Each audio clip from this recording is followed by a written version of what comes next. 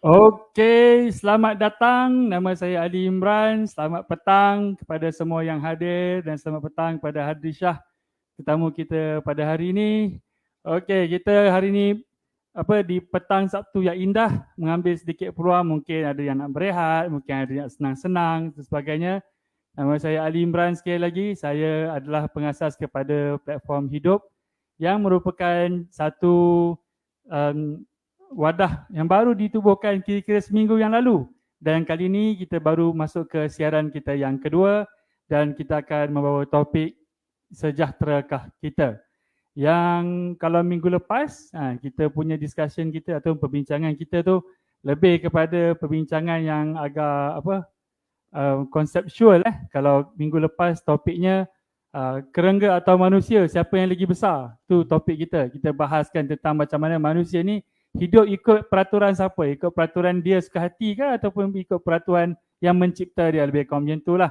So kali ni kita ada saudara Hadri Shah yang mana kita akan berkongsi satu perbincangan yang kita panggil sebagai sejahterakah kita.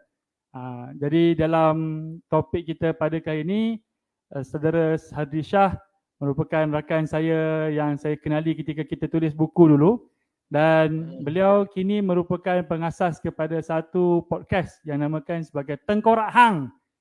Kalau banyak komplain sangat Tengkorak Hang bagi. Jadi saya pula baru memulakan hidup dan Tengkorak Hang kalau saya tak salah lebih dah 2 tahun ya bersiaran. Dah 2 tahun lah.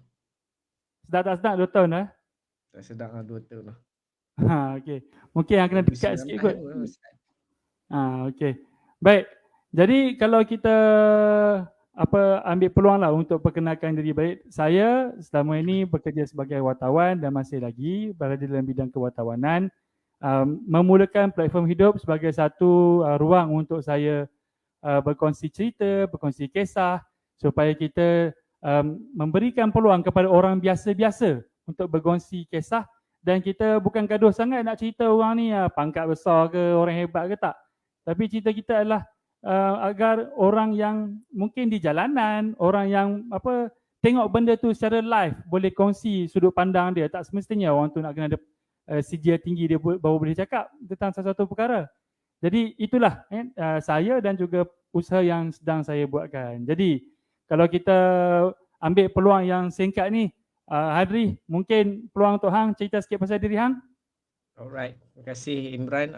Terima kasih ke Hidup yang menjemput aku pada petang ni. Walaupun short notice, aku rasa macam happy juga. There's something aku nak buat hari Sabtu ni. Being very productive in weekend is very, sometimes is very odd. Susah agak kan. Bagi yang belum mengenali aku, nama aku Hadri Shah. Aku adalah penulis 3 buku. Semuanya diterbitkan oleh Rumah Penerbitan Tukul Cetak. Rest in peace dah sekarang Tukul Cetak. And aku juga adalah seorang kolumnis tetap untuk The Malaysian Insight dan juga sidang Solidaritas. Itu adalah kolom-kolom tetap aku.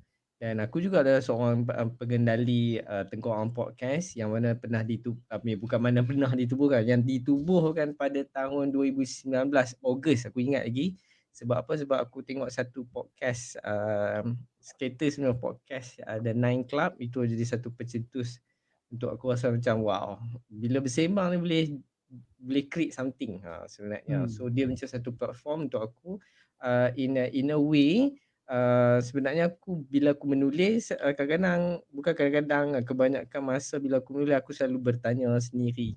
So bila persoalan-persoalan tu aku rasa boleh disalurkan ke dalam bentuk audio juga. So that's why aku mulakan Tengkorak Podcast. Sebab apa nama Tengkorak Podcast? Sebab aku selama ni memang duk pakai ayat Tengkorak Hang tu. Jadi dia macam satu benda yang adik aku cakap, ni boleh jual lo orang Tengkorak Hang ni. Aku macam beria, dah tak jual apa pun kan. Tapi bila aku pakai tu aku rasa macam best lah. It's a something yang tahun 2019 sebelum kita kena COVID dulu ni, orang tak dengar, orang Malaysia tak dengar podcast. Jarang dengar podcast. Sebab apa, aku baca ada satu artikel tu dekat Amerika, 2 2/6 orang dia punya tu kan. Bukan 2/6, 2/3 orang di Amerika memang ada podcast sendiri.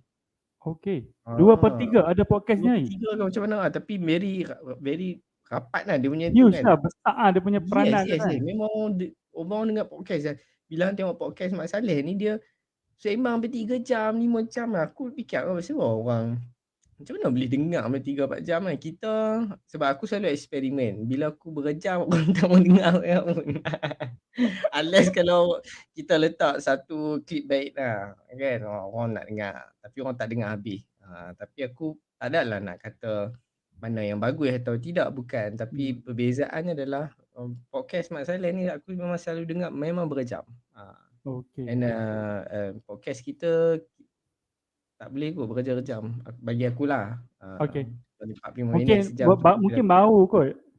apa dia? Agak baru dunia podcast ni di Malaysia ni kot. Boleh juga kata macam tu.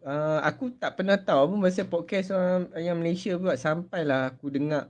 Aku tengok balik sebab aku ada join satu podcast punya group di Facebook. Dan aku baru tengok ada orang, memang ada orang buat podcast.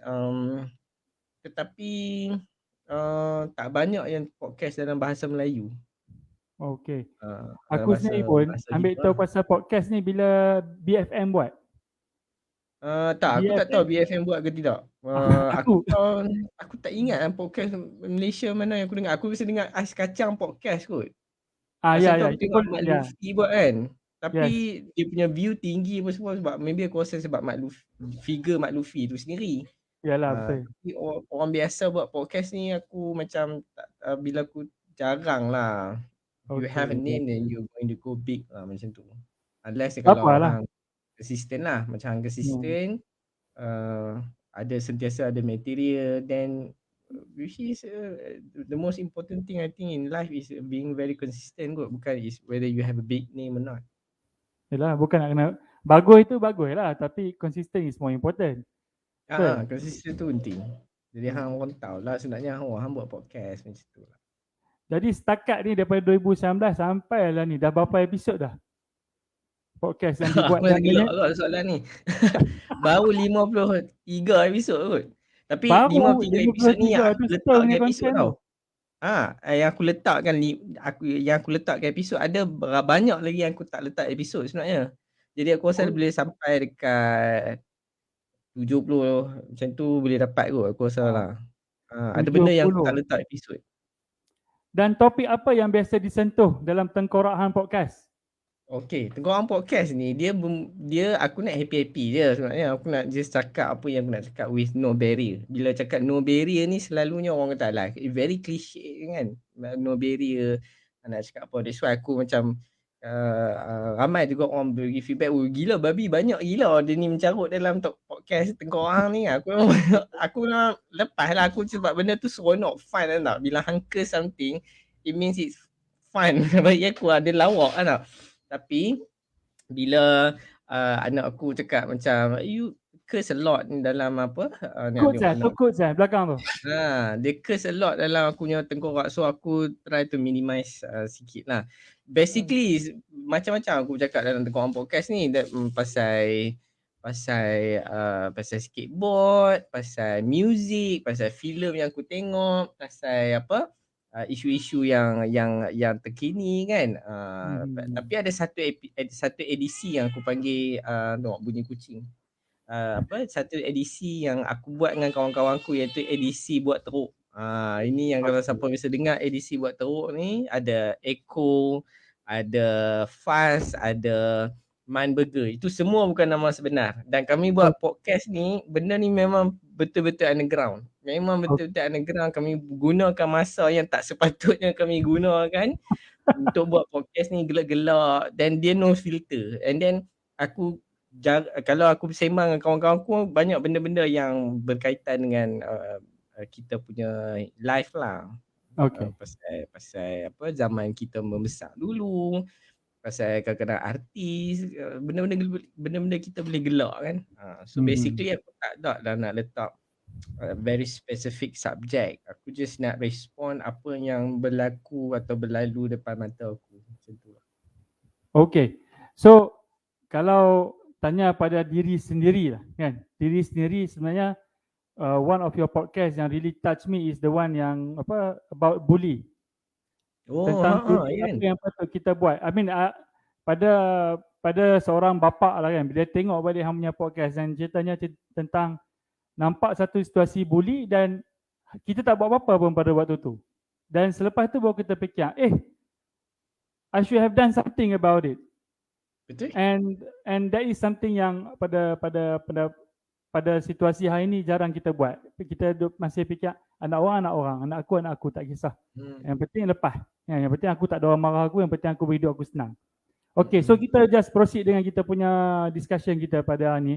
Kalau nama pun sejahterakah kita. Topik ni sebenarnya kenapa Ali Imran memilih Hadis Shah dalam perbincangan pada hari ini adalah selepas melihat bahan-bahan yang Hadis Shah banyak luahkan, baik dari segi penulisan, baik segi kalau time-time pernah jumpa dulu zaman-zaman pesta buku dulu, pernah sembang-sembang sikit, dan juga pada podcast yang beliau siarkan. Artinya sejak bertahun-tahun saya kenal Hadis Shah dan sejak sebelum tu lagi, sejak saya belum kenal dia, beliau konsisten sebagai orang yang memerhati masyarakat dan selalu berfikiran kritis tentang apa yang berlaku dalam masyarakat. Dan mungkin ada perkara yang kita bincangkan pada hari ini, mungkin macam like tengah-tengah, I mean like on the line, on apa dekat-dekat dengan sempadan. Hang terasa ke tak terasa? Tapi it's okay.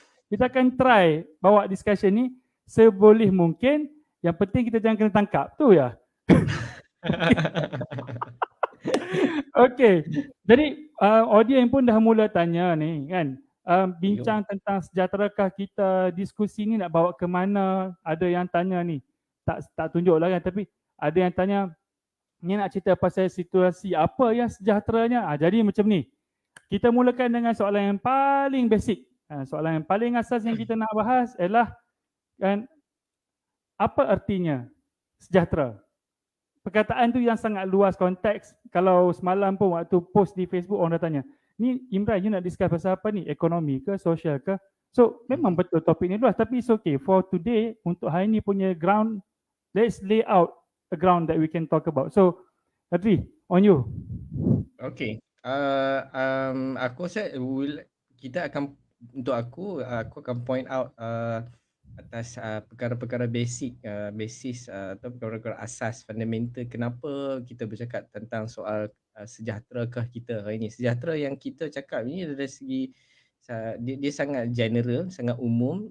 Betul ada orang bertanya subjeknya di mana.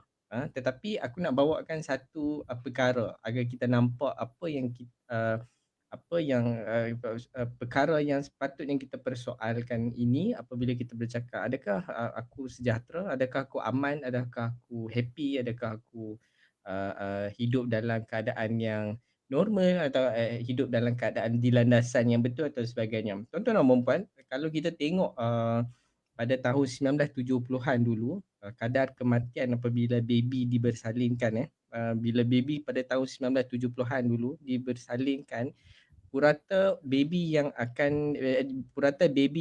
bersalin pada tahun tu puratanya hanya lebih kurang dalam lingkungan 61 tahun. Lebih kurang macam tu. Tetapi Umurnya? Yes, 61 tahun je. Purata hidup orang Malaysia sini tahun 1970-an sampai 60 je. Orang kata mungkin juga sebab Nabi pun hidup 60. Mungkin. Tetapi tuan-tuan puan jangan terkejut sebab apa? Sebab tahun 2020 kita dah boleh purata hidup kita dah bertambah. Daripada 60 tahun, 61 tahun dia dah jadi bertambah 72 hingga 77 tahun. Tahun 1970-an juga kadar baby yang dilahirkan kematiannya adalah sangat tinggi, purata lebih kurang dalam 21 kematian. Walhal pada tahun 2019 kadar kematian menurun berlipat kali ganda hanya kepada kes pada 4.1 kes saja puratanya. Ini menunjukkan apa? Ini menunjukkan sistem hidup kita sedang berkembang dengan elok. Kenapa? Kenapa aku cakap pasal benda yang libat dia dengan baby bersalin atau tidak? Dia tunjukkan kesejahteraan hidup kita ni, panjang mana hidup kita. Dan kesejahteraan hidup kita ni dia develop daripada segi hidup ni lah, dan kita tengok kajian yang dibuat oleh KRI, Khazanah Research Institute, dia ada bagi tahu benda ni, hidup kita yang panjang ni bukan sahaja tentang kesihatan kita. Yang tadi kita cakap tu adalah tahap kesihatan. Mana kata mungkin teknologi, perubatan kita dan sebagainya, cara kita makan membuatkan kita hidup lagi lama. Tetapi tuan-tuan Okey. dan puan, kesihatan saja tak mencukupi dia kata untuk menunjukkan kesejahteraan hidup kita ni. Apa dia yang lebih terpenting adalah kesejahteraan hidup ni dia berkait dengan pekerjaan kita. Dia berkait dengan cara kita berhubung, cara kita bersosial, kelas sosial kita macam mana. Ataupun yang kita panggil kita ni kerja apa. Kita Okey. hidup ni macam mana.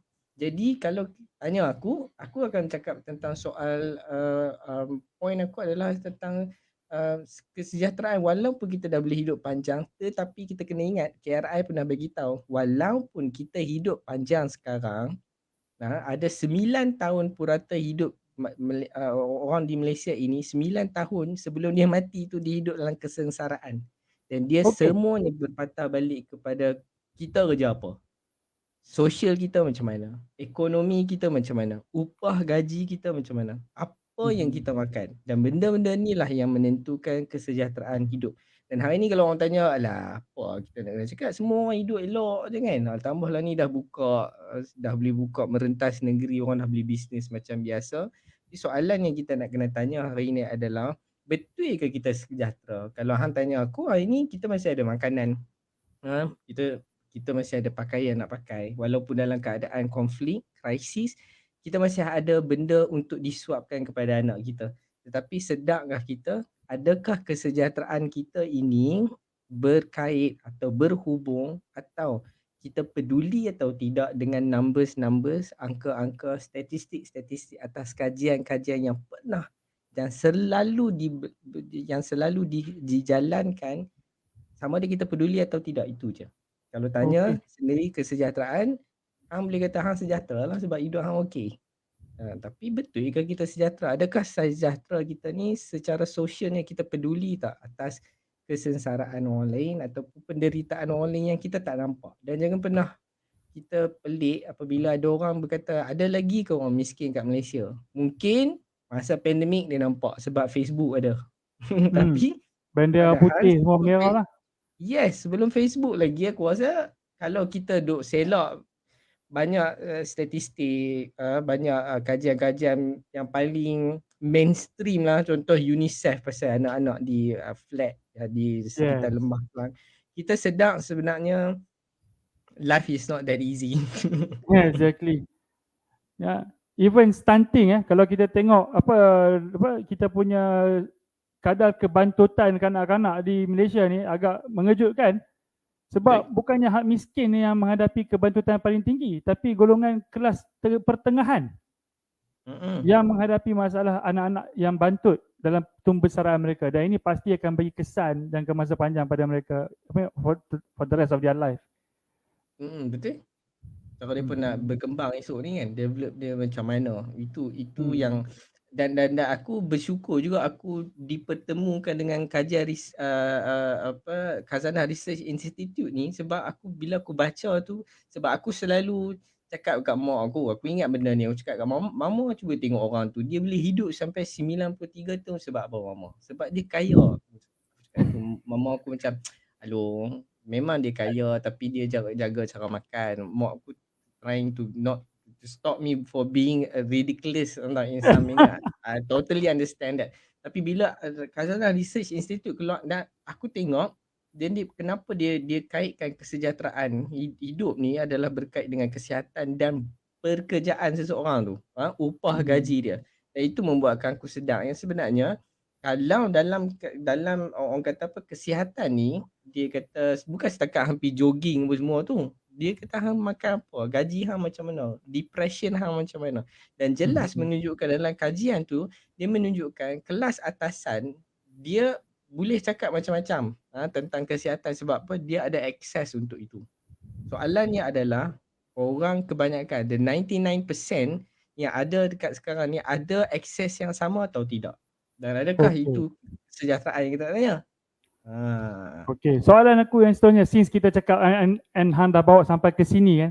Soalan, bagaimana pula dengan spiritual punya kesejahteraan? Kita tengok hari ni orang makin banyak dua elemen. I mean for me ada dua elemen yang kita, kalau kita bincang pasal benda-benda dalaman ni lah. Ada mental dengan spiritual. Mentally kita dapat tengok hari ni masyarakat dalam keadaan kelesuan kan, fatigue, penat. Tak larat nak hadap. Kalau kita tengok macam kes-kes macam apa, bunuh diri dan sebagainya. Pada aku itu ada kaitan tentang mental fatigue. Orang dah tak hadap dah. Dalam satu masa yang lagi adalah spiritual fatigue. Orang tak tahu mana dia nak bergantung, dia nak harap dekat siapa. Dia nak harap dekat yang maha kuasa ke, nak harap kepada bos dia di office ke. Tu ini benda-benda yang juga pada mungkin kita boleh tengok elemen kesihatan daripada angle sini juga. Apa pendapat Hang? Okey, dari segi spirituality ni, bagi aku ada orang dia berfahaman yang kata dia dapat spirituality, keamanan dari segi pengabdian dia kepada Tuhan, semayang sebagai contoh, atau bangun 1/3 semalam sebagai contoh. Tetapi aku selalu ingat kata-kata seorang seorang ahli falsafah Anarki bernama Mikhail Bakunin. Dia kata apa? Dia punya kenyataan ni sebenarnya lagi tajam daripada kenyataan Karl Marx yang pernah kata agama ni sebagai candu. Apa Mikhail Bakunin kata? Dia kata orang yang pi church, rumah ibadat adalah orang yang pi church tu dengan niat untuk nak nak nak ambil hati dia sendiri, macam mana orang pergi ke kelab malam atau salon. Dia panggil masa tu, zaman tu salon dia kata pergi untuk nak ambil hati dia sendiri. Sebab apa? Sebab di luar sana dia ada terlalu banyak perkara yang membebankan dia, ekonomi, sosial dia dan taraf gaji dia, sehingga kan dia terpaksa pergi dekat church hanya untuk berpura-pura untuk dapatkan rasa belas ke atas diri sendiri Macam dengan mengatakan escapism yang Tuhan tu ada. Tuhan tu sayang kepada umat dia. Which is ada bahagian-bahagiannya sangat sensitif bila kita kata macam tu. Orang kata macam, betul lah Tuhan yang akan bagi kita ketenangan, ada banyak duit tapi tak tenang pun tak nak buat apa. Ya, memang betul banyak duit tapi tak tenang. Tapi sekarang tengok bila pandemik berlaku, apa jadi? Apa jadi? Memang orang takkan tenang sebab apa, orang dah tak, kalau dia tak boleh masukkan makanan dia sendiri dalam perut, adakah dia tergamuk tak boleh masukkan nasi ke dalam perut anak dia yang tengah sakit. Dan aku tertarik juga bila hang kata kadar kematian bunuh diri kita pun banyak. Sebab kalau kita tengok kajian, dia kata ada satu kajian yang aku tengok dalam Astro Awani, dia kata apa, ada orang yang di flat ni ada satu kes tu, dia tengok orang perempuan tu, lelaki dia tinggal dia tak tahu buat apa, dia jam, dia teruk, dia Melayu Islam tapi dia tak boleh buat apa, dia ikat anak dia dekat tiang tanpa berbuat apa-apa. Dan bila depa masuk rumah tu, depa tengok dia tengah ikat anak dia dan dia tak buat apa-apa.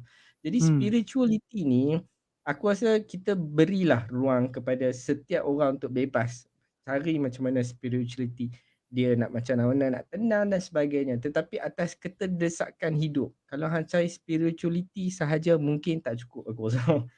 Mungkin tak cukup sebab ada banyak benda yang kita perlu bereskan dengan tangan-tangan kita sendiri. Kalau kita mempunyai kuasa, mungkin kita nak ubah daripada segi dasar atau dari segi polisi untuk bantu orang. Bukan untuk bantu orang tu suapkan dia makan, tak. Bantu dia supaya dia boleh bangun dan bergerak sendiri untuk cari kita untuk mudahkan. Itu kalau kita ada kuasa. Kalau kita orang biasa macam ni, apa yang patut kita buat? Kita tengok orang buat program apa, bendera putih dan sebagainya. Itu salah satu aksi-aksi langsung yang tak perlu pun tunggu siapa nak cakap. Tak perlu pun tunggu bos cakap yang kita kena buat, baru kita nak buat. Tak. Kalau ditanya akan aku, spirituality ya, memang kita mungkin hidup senang, mungkin hidup sedikit susah, tetapi masih ada makanan. Bila kita tengok ada orang bunuh diri dan sebagainya, kita kata, oh, you have to find your God. Aku rasa kita tak berlaku adil. Kita tak berlaku adil. Sebab ada benda yang tak siap dekat dia tu. Dia tu macam mana? Kita pun tak tahu dia macam mana. Dia mungkin jadi orang yang paling alim satu masa dulu, tak pernah tinggal semayang dan sebagainya. Tetapi apabila bencana berlaku, dia seorang manusia. Dia adalah orang yang terkesan dengan persekitaran dia. Jadi kita yang pandai bercakap ni, kita tengok sepatutnya kita bantu dia. Sebab kalaulah benar kita seorang yang spiritual, yang faham, yang yakin atas agama ini dan agama ini dan sebagainya, yakin adanya Tuhan, kita akan buat kerja yang Tuhan suruh, iaitu apa dia? Bantu orang, tolong orang. Itu je lah kerja Hmm. dia. Kan? Bukannya Okey, kerja okey. pergi duduk habaq orang tu kena ingat Tuhan apa semua. Aku rasa benda tu that doesn't make sense lah. Bagi aku doesn't make sense. You are a human, then be a human, not be someone that being appointed from God untuk selesai Hmm. masalah benda yang bukan-bukan ni. Okey, kalau kita tengok situasi pada hari ni kan, kalau tadi kita kata tentang manusia physically, mentally and spiritually dia perlu ada fulfillment.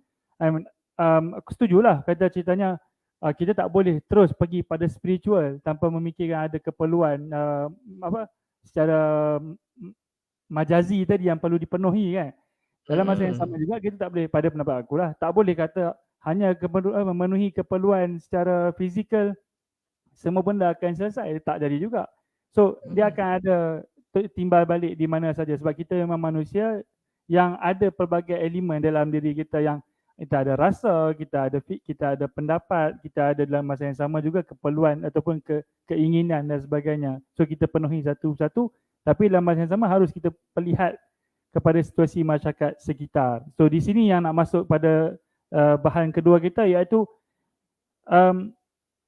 aku perhatilah dekat punya sudut pandang dan sebagainya, contohnya di Facebook kan, COVID-19 membawa satu lembaran baru kepada bagaimana masyarakat bertindak, berfikir dan melihat satu sama lain. Jadi kita pergi kepada benda yang paling asas, iaitu how much it has impacted us as a society, COVID-19, in your opinion, pada pendapat hang? COVID-19 ni dia dalam keadaan yang sangat macam orang kata apa, macam orang tak expect pun tiba-tiba ada benda macam tu. Aku tak pernah expect sebab aku ingat tak pada tahun sudah tu sebelum kita lockdown tu March untuk beberapa bulan macam tu lebih kurang lah kita dah lockdown tu. Sebenarnya aku ada March plan 18. masa tu untuk buat something, dan aku punya plan tu bin macam tu je, bin stranded macam tu je, stop macam tu je. Jadi orang tak pernah tengok apa dia sebenarnya, apa benda dah jadi ni kan.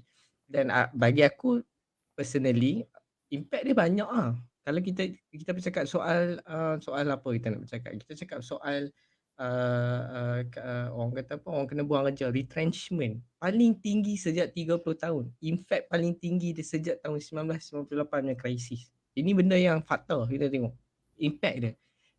Dan aku yakin sebenarnya COVID-19 dia adalah is actually satu bukti, dan satu sebenarnya adalah penanda arah sama ada sistem aturan hidup kita pada hari ini, adakah dia menyebelahi kesemua orang atau dia menyebelahi hanya beberapa orang yang mempunyai kelas yang lebih baik. Yang Bagi ikut, tertentu. kalau kita tengok impact dia, itu daripada segi retrenchment, orang kehilangan kerja paling tinggi daripada 30 tahun. Kita tengok daripada segi apa lagi? Kita tengok ramai orang yang dah tak boleh keluar. Dah tak boleh keluar, tak boleh nak makan, tak boleh itu, tak boleh ini, dan impact dia bercelaru daripada awal-awal. Kalau kita tengok mula-mula, aku selalu nak ingatkan balik benda ni adalah kerana apa? Kerana inilah yang berlaku. Masa mula-mula COVID berlaku, apa pandangan kita kepada orang kaum pekerja, kelas imigran, orang asing yang datang dari sini. Kita tengok ramai gila orang rich pasal orang Rohingya, imigran ni, sampai kita nak tutup sempadan, sampai kita chase out depa itu yang berlaku. Impact dia dari segi daripada kita takut pada virus yang tak nampak, kita juga sekarang dah rich dengan orang yang sepatutnya kita berterima kasih. Kalau tak ada orang ni, tak ada lah rumah kita buat, tak ada lah jalan raya nak buat, tak ada lah bangunan tinggi-tinggi yang mereka nak buat tu.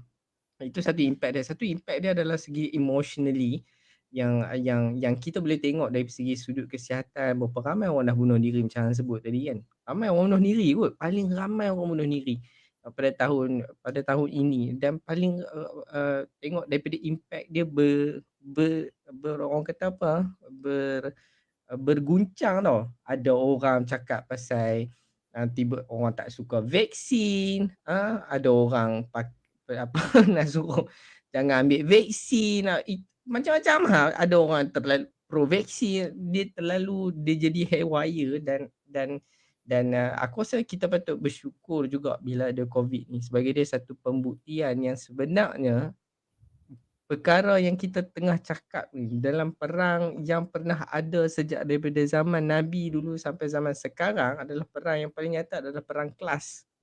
Bukannya orang Melayu ke Cina ke India ke Mat Saleh ke Afrika ke tak. Dia adalah perang kelas. Siapa yang mempunyai darjat yang lebih tinggi dia akan lebih lama dan dia akan lebih sejahtera compared to orang yang bawahan, yang majority orang ni.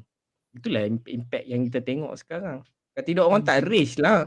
Dulu orang mana give a shit sangat lah pasal siapa mati pasal jalan raya berlubang. Tapi sejak ada satu menteri jatuh, dia tweet JKR minta maaf ke dia, semua orang race. Nampak? Orang marah ni.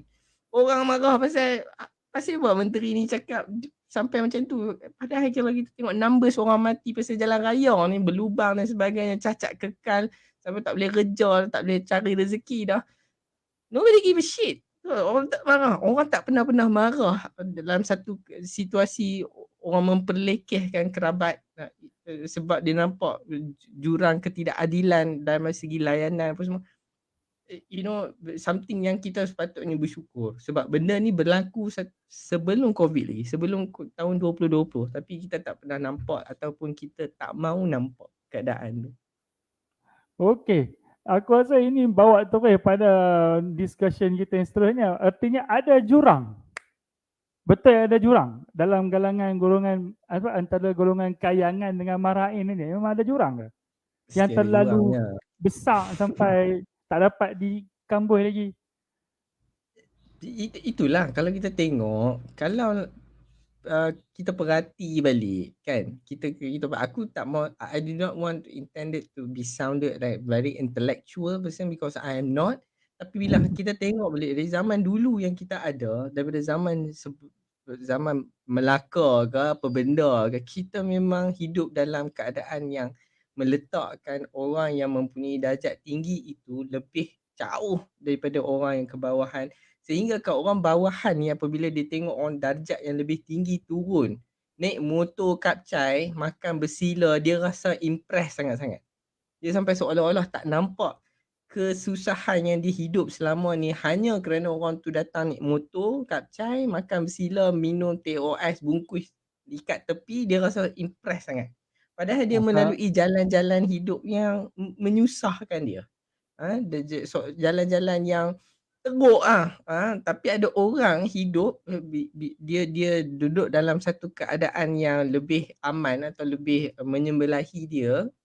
Dia tak pernah rasa benda-benda ni. Ini bukan tentang kebencian terhadap seseorang, seorang yang mempunyai kesempatan yang lebih. Tidak, ini kita bercakap tentang soal aturan tu. Kita mengiyakan aturan tu. Kita mengiyakan ada kelas antara yang miskin dan kaya. Kita biarkan jurang tu lebih tinggi. Dan bila kita bercakap soal ni, itu sebab pentingnya kita tengok setiap tahun Oxfam akan keluarkan banyak study pasal berapa ramai lagi orang kaya dah muncul kat dunia ni. Berapa ramai lagi orang-orang yang yang kekayaan dia tu suku pada bumi dia own kekayaan tu. Kenapa benda ni jadi? Adakah dia kerja lebih teruk dari kita? Ada kawan kita kerja pagi sampai ke malam, 9 malam balik pun tak kaya macam tu. Jadi apa masalah dia? Itu masalah dia. Kan? Jadi kalau orang kata rajin. Tapi kalau orang kata, ada orang tak boleh kerja sampai 11 malam pun. Tapi dia memang hidup kaya atas apa? Okey, ni benda yang kita nak kena put into context. I mean, dalam mana-mana kehidupan sekalipun, memang akan ada golongan yang berada di atas dan ada golongan yang akan berada di bawah. So, yang menjadi isunya apa? Adakah sebab ada orang atas atau orang bawah, ataupun kerana pentuanan manusia yang di atas ni? Manusia yang di atas ni dianggap sebagai terlalu yang diagungkan, yang macam Tuhan lah bahasa mudahnya. Macam kalau dia lalu tu habis semua kena senyap lah. Tak boleh buat apa, sekelumit jarum pun tak boleh jatuh lah. Ataupun tak ada masalah sebenarnya. Memang kok mana pun akan ada orang jadi leader, ada orang akan jadi follower. Tapi cara pentadbiran tadi akan menentukan sama ada seseorang itu ataupun satu sistem pemerintahan tadi berada mencipta jurang yang tertentu ataupun bagaimana? Ada seorang ahli falsafah ni, aku lupa nama dia. Aku ada buku dia tapi aku lupa nama dia. Tak ingat. Dia kata macam ni. Ada kekuasaan ni ada dua jenis. Satu kekuasaan yang rasional, satu kekuasaan yang irrational. Rasional ni kekuasaan apa? Rasional ni adalah kekuasaan yang bukan diletakkan atas seseorang secara mutlak dan dia decide untuk semua orang. Kekuasaan yang kita cakap rasional ni adalah kekuasaan yang dapat mengembangkan, menumbuhkan, memperhebatkan potensi atau reputasi untuk kebanyakan orang. Kekuasaan yang irrational yang ada ni, Bakuni pun pernah cakap benda ni.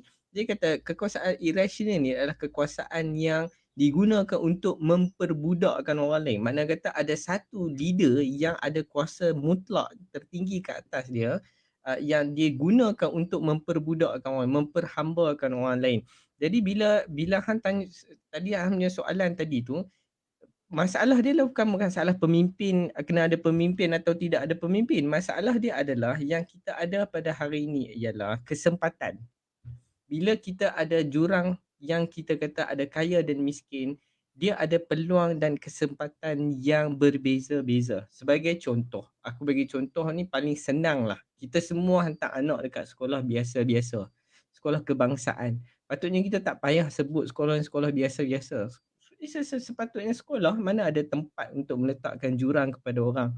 Tetapi apa yang kita ada pada hari ini, tuan-tuan dan puan-puan, yang kita ada hari ni, bila hang seorang yang mempunyai duit lebih, hang kaya, hang boleh letakkan anak hang untuk dipersekolahkan di sekolah yang bayarannya setahun menghampiri 20 ke 30 ribu orang. 20 ke 30 ribu ringgit. Sedangkan kita yang tak berkesempatan yang sama, hantar sekolah macam biasa. Hantar sekolah yang tak yang kena PIBG, yang kena bagi duit berbetul tingkap kelas pecah, yang kena bagi duit jamban tak boleh pam. Itu sekolah untuk kita. Itu sekolah untuk kita. Benda paling yang kita cakap ni, itu sebab yang aku cakap tadi, kita bukan membenci membuta tuli, kita membenci aturan tu. Kenapa ada orang yang boleh hantar sekolah dekat 30-40 ribu setahun? Apa yang ada kat sekolah tu? Jadi soalannya, apa ada kat sekolah tu? Kita pergi sekolah tu, apa dapat? Kenapa apa yang dia dapat 30-40 ribu setahun tu tak boleh dikongsikan kepada benda yang patutnya anak-anak ada akses yang sama? Itu soalan, itu yang aku rasa kita perlu perhalusi atau kita perlu persoalkan. Kenapa? Kenapa perlu ada benda ni? Sebab pendidikan ni, sebab yang kita tengah cakap ni soal contohnya pendidikan semua orang bercakap. 20 tahun dulu pun orang dah bercakap pendidikan adalah hak untuk semua orang. It's bullshit. Hak semua orang ada duit, hampirlah sekolah 30-40 ribu. Hang tak ada duit, hampir hantar je lah sekolah anak biasa. Oh tak, anak kita kalau cerdik, dia cerdik juga. Dia bukan pasal cerdik tak cerdik, tuan-tuan dan puan-puan. Aku ulang sekali lagi, dia adalah tentang peluang tu. Apa peluang yang patut kita ada? Kesempatan tu patut yang disamaratakan. Itu yang peluang. Dia nak rajin tak mau rajin, itu dia punya pasal. Sebab apa? Berapa ramai anak orang-orang kayangan ni yang rajin kata sangat tu, dia berjaya. Kalau dia tak berjaya sekalipun, dia tetap boleh masuk mana-mana universiti di luar negara juga yang dia mahukan, sebab dia ada kesempatan tu, dia ada peluang tu. Sedangkan kita tak ada peluang tu. Kita mengaji pun kita kena ikut. Banyak benda lah kita kena ikut. Itulah, inilah, itu tak boleh buat, rambut tak boleh panjang di sekolah. Itu macam-macam lah benda remeh-temeh yang diperlecehkan kepada kita yang tak mempunyai wang untuk mengangkat sedikit apa yang kita mahu.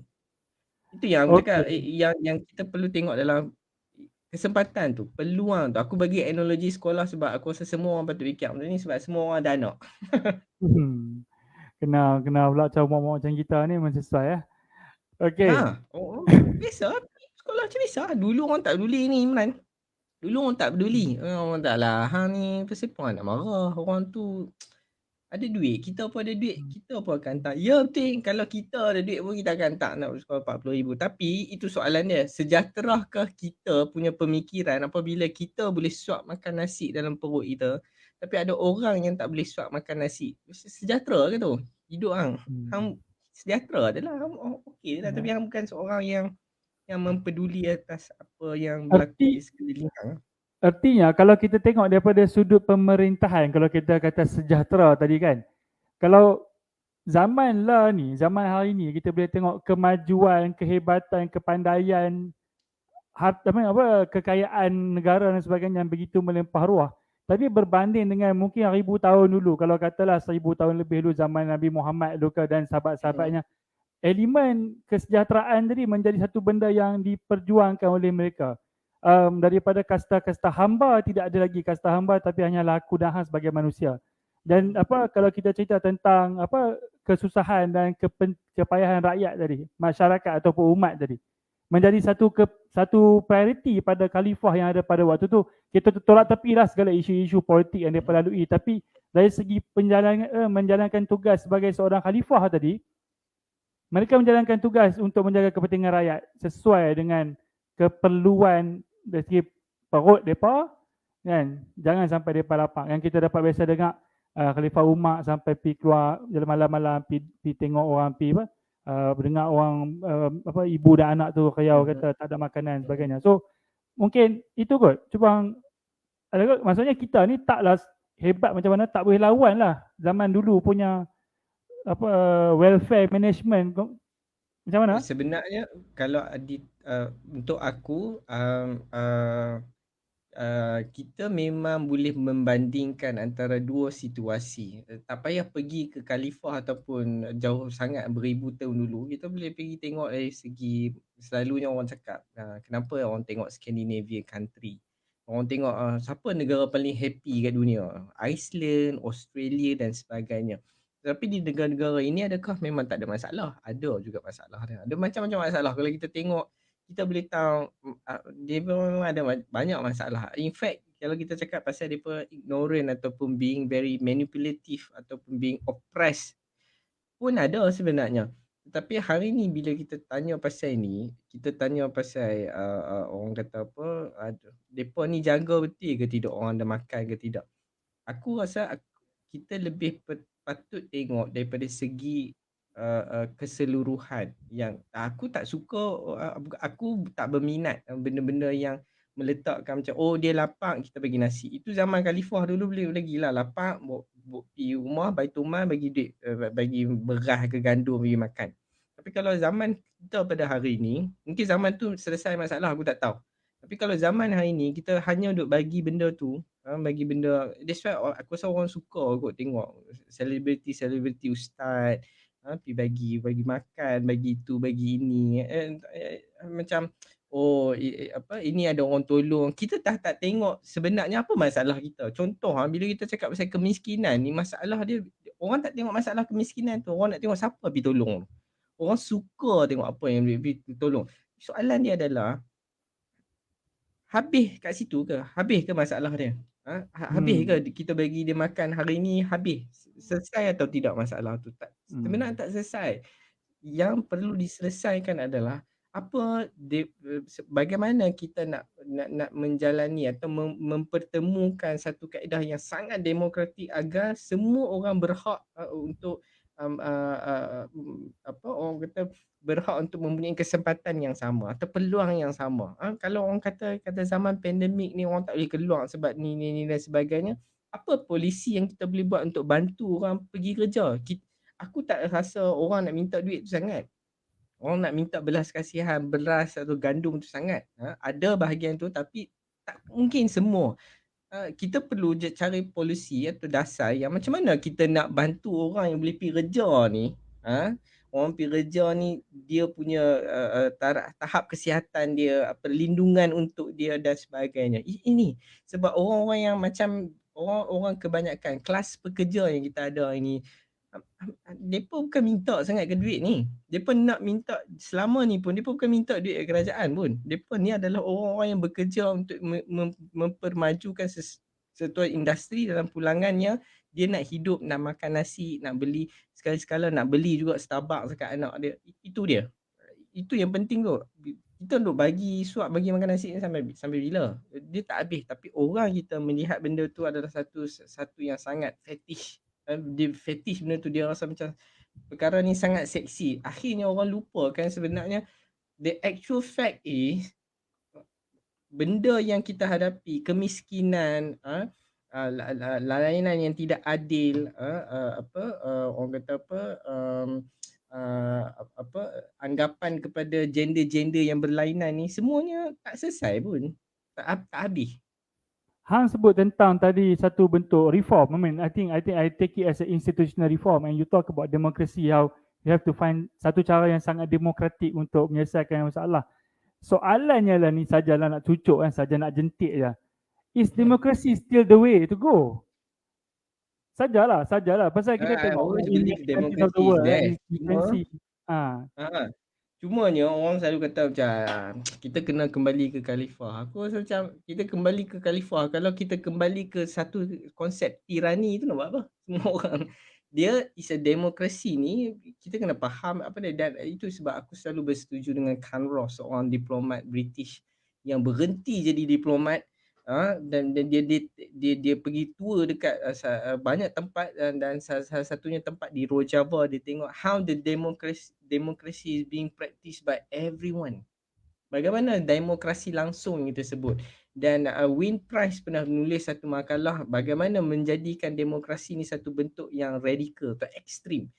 Bukan ekstrim tu bermaksud kita pergi buat kacau ke apa benda atau merosak ke harta ke apa.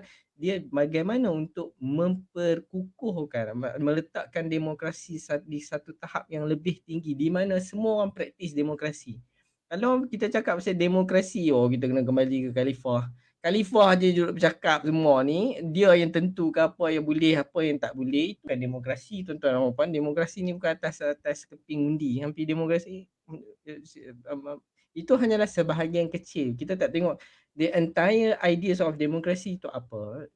Demokratik ni semua orang berhak untuk berbincang, semua orang berhak untuk meletak. Sebagai contoh lah, aku bagi contoh, ada satu buku yang ditulis oleh Noam Chomsky. Noam Chomsky ni kalau aku lah baca selalunya, dia punya tulisan, dia selalu cerita pasal The Great Depression yang berlaku di Amerika sekitar tahun 1930-an. Dan dia selalu ulang tentang representative demokrasi. Dia kata apa? Hidup kita ni bukan sebenarnya dalam bentuk demokrasi. Kita hanya pergi undi sahaja. Itu je lah satu-satunya demokrasi yang ada. Dan kalau lebih sikit kita tulis panjang-panjang dekat Facebook dan tak ditangkap. Itu je lah demokrasi yang kita ada. Tetapi dia kata, apa itu democratic society adalah democratic society ni adalah satu tatanan masyarakat yang aktif, yang mengambil bahagian dalam apa-apa perbincangan yang melibatkan ekonomi, sosial dan politik komuniti itu sendiri, dan dia meletakkan satu representatif untuk keluar berbincang, berdebat atas idea dia dan kembali semula. Adakah sama? Tak sama, tuan-tuan dan puan. Apa yang ada demokrasi hari ini adalah bila PRU menjelang, tiba-tiba kita nampak menteri kita lalu dekat pasar malam, cakap dia akan bantu kita, dia akan bagi tahu ini semua. Dalam democratic society, dia kata siapa yang bagi tahu apa yang kita nak adalah masyarakat itu sendiri. Dia melantik seorang representatif yang tidak ada kuasa mutlak untuk just pergi berdebat. Itu saja. Okey. Itu benda yang menjadi aku punya pemikiran, sebab dari segi ideologi, dari segi yang kata apa, yalah, konsep dan sebagainya, demokrasi ada dia punya ground dia yang sangat strong. Tapi dari segi aplikasi yang merupakan masalah, dan aplikasi is everything sebenarnya.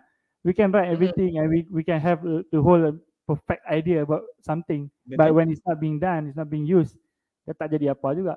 Tapi tak apa, ni kita dah sangkut kat soalan ni punya lama. Kita boleh sambung kot. Okay, kita boleh sambung kot. Maybe nanti kemudian lah kalau kita nak sentuh balik bahagian ni sekejap lagi, memang kita akan patah balik kepada soalan yang terakhir tu, just to sum things up.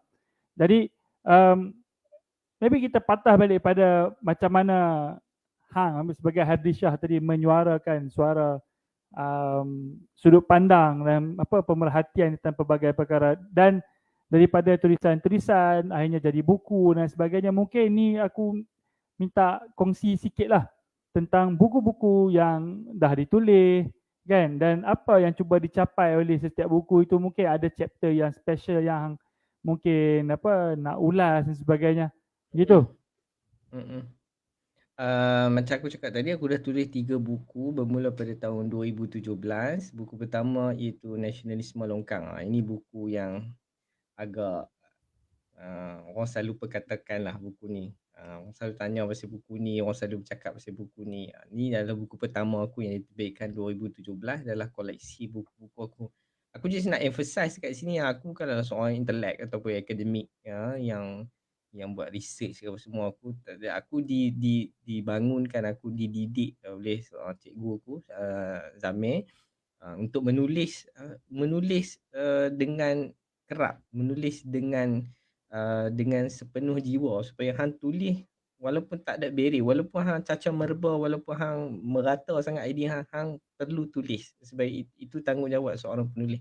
Dan bila aku menulis, kebanyakan buku aku daripada pertama Nasionalisme Longkang sehingga ke buku yang sekarang ada adalah kebanyakannya berkisar tentang kelas pekerja, tentang demokrasi, tentang kemiskinan, tentang feudalism, tentang racism dan benda-benda yang sangat berkaitan dengan kehidupan aku sendiri seorang yang bekerja makan gaji. Aku juga adalah seorang, kalau kita panggil sebagai kelas pekerja, ya, aku adalah seorang yang kelas pekerja, pergi kerja, balik kerja dan sebagainya.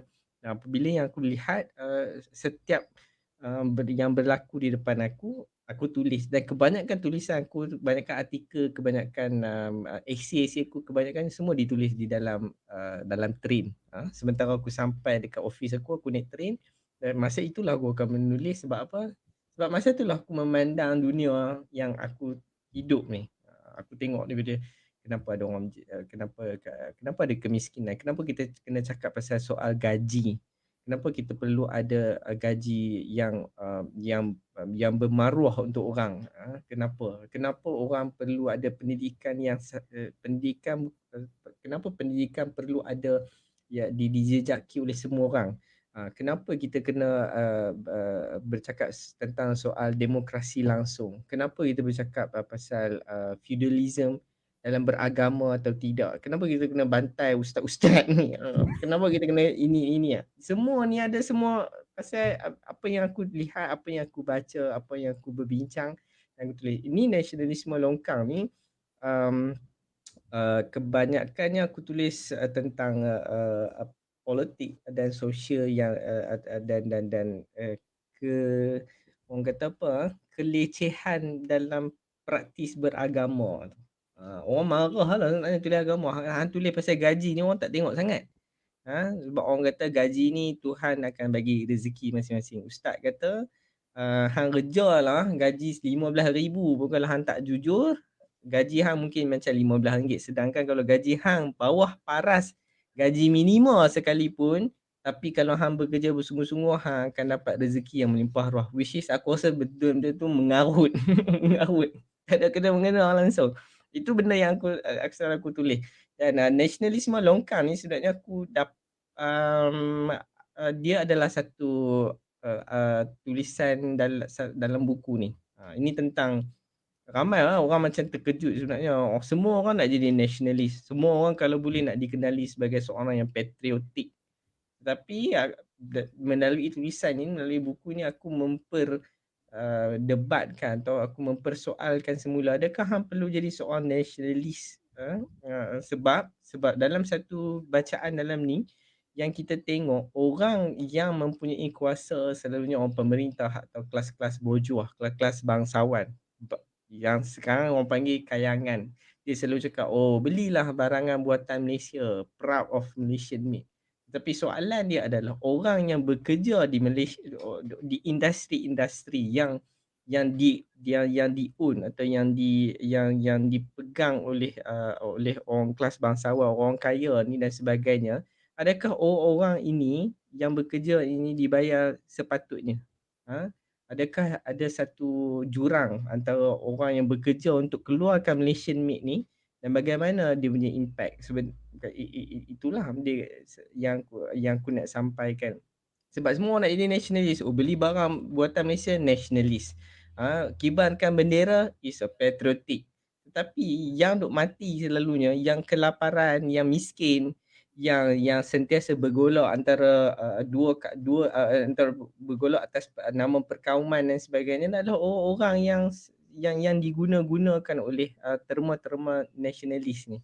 Orang yang apa, kalau nak diamankan dengan political statement, gunalah ayat kita kena bersatu atas nama bendera kita. Tetapi yang mati, yang makan tak cukup, yang anaknya terbantut adalah orang-orang yang dipergunakan ni. Adakah orang yang di atasan sana di-impact, yang mengeluarkan kita patut jadi nasionalis, adakah di-impact? Berapa kerat soalan dia adalah berapa kerat yang mati untuk kita? Tak ada. Tak ada. Ini bangsa viral yang aku tulis, bangsa viral ni 2017 dulu. Cerita pasal aku ada seorang kenalan di Facebook yang aku tak tahu macam mana aku boleh jadi friend dengan dia. Dia orang Polish, perempuan. Aku tak tahu satu hari bila aku mesej dia sebab aku tak tahu dia ni siapa dia kan, tiba-tiba ada dalam ni kan, seorang satu-satunya orang berbangsa Polish kan. Aku mesej dia Imran, aku Google Translate kot dalam bahasa Okey. Poland tau. Oh, bukan pakai Bodoh English? gila kan, Bukan pakai macam English? bangang lah ke translate tu. Aku reply dia, lepas tu dia kata apa, you don't have to talk in Polish with me, I can speak in English. Aku pun rasa macam damn. So aku tanya dia, so kebetulan dia adalah seorang orang yang menyertai protes di Poland pada tahun 2016, tak silap aku 2016 macam tu.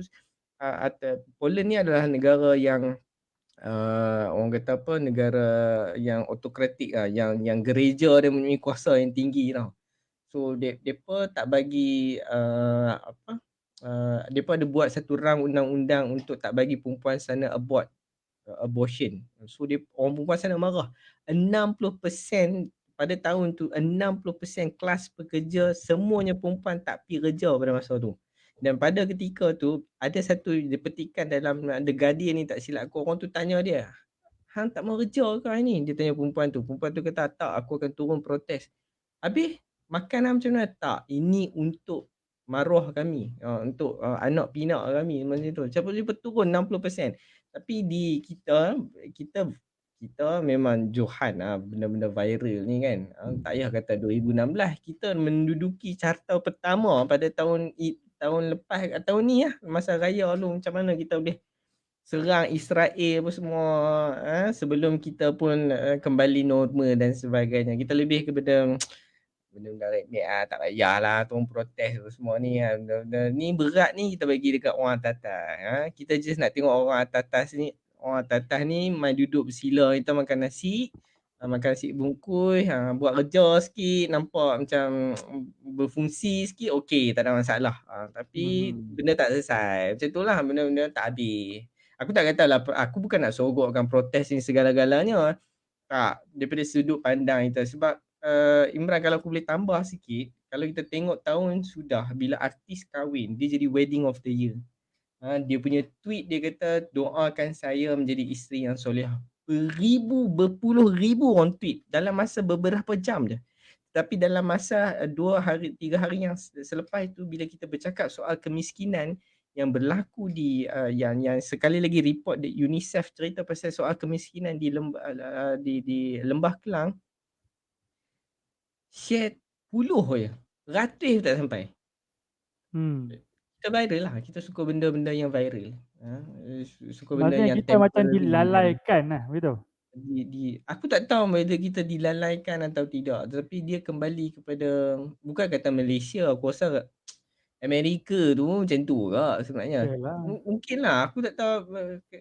Kalau kita kembali kepada fitrah untuk hidup dalam persaudaraan tanpa mengenal batasan apa pun, mungkin kita akan lebih baik.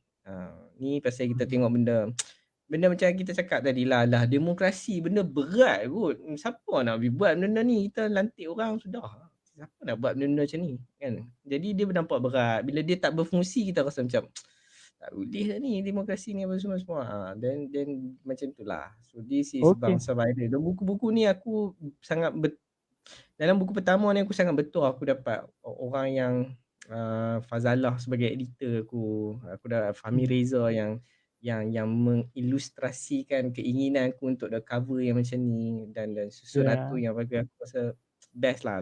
Buku ni adalah satu introduction untuk apa yang aku nak tulis.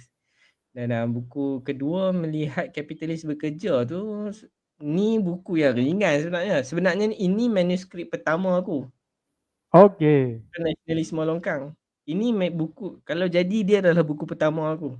Dan buku ni inspirasi dia adalah daripada aku memang cukup suka The Libya Man, Hazri. Aku memang cukup suka, aku baca buku dia Blues Orange Debu tu lah bagi inspirasi aku untuk tulis benda ni. Dan ini adalah buku yang aku tulis tentang seharian aku. Apa aku nampak, macam mana aku respon, tentang politik juga, tentang sosial, ekonomi juga, tentang agama juga, tapi lebih bahasanya dia lebih kurang macam anekdot. Tak panjang Mhm. sangat, tulis catatan apa yang aku rasa dan sebagainya. Dia tak berapa banyak idea ataupun ni, tapi dia banyak lebih cynical lah, cynical dan yang aku paling suka dalam buku ni cerita yang aku tulis pasal yang aku sukalah peribadi aku suka yang aku tulis pasal nasi goreng pondan tu. Aku rasa macam puas hati. Dia macam meluahkan segala-galanya tau.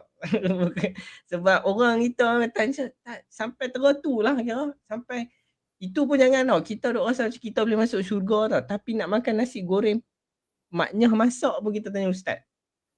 Tang mana Mhm. boleh masuk syurga aku tak tahu.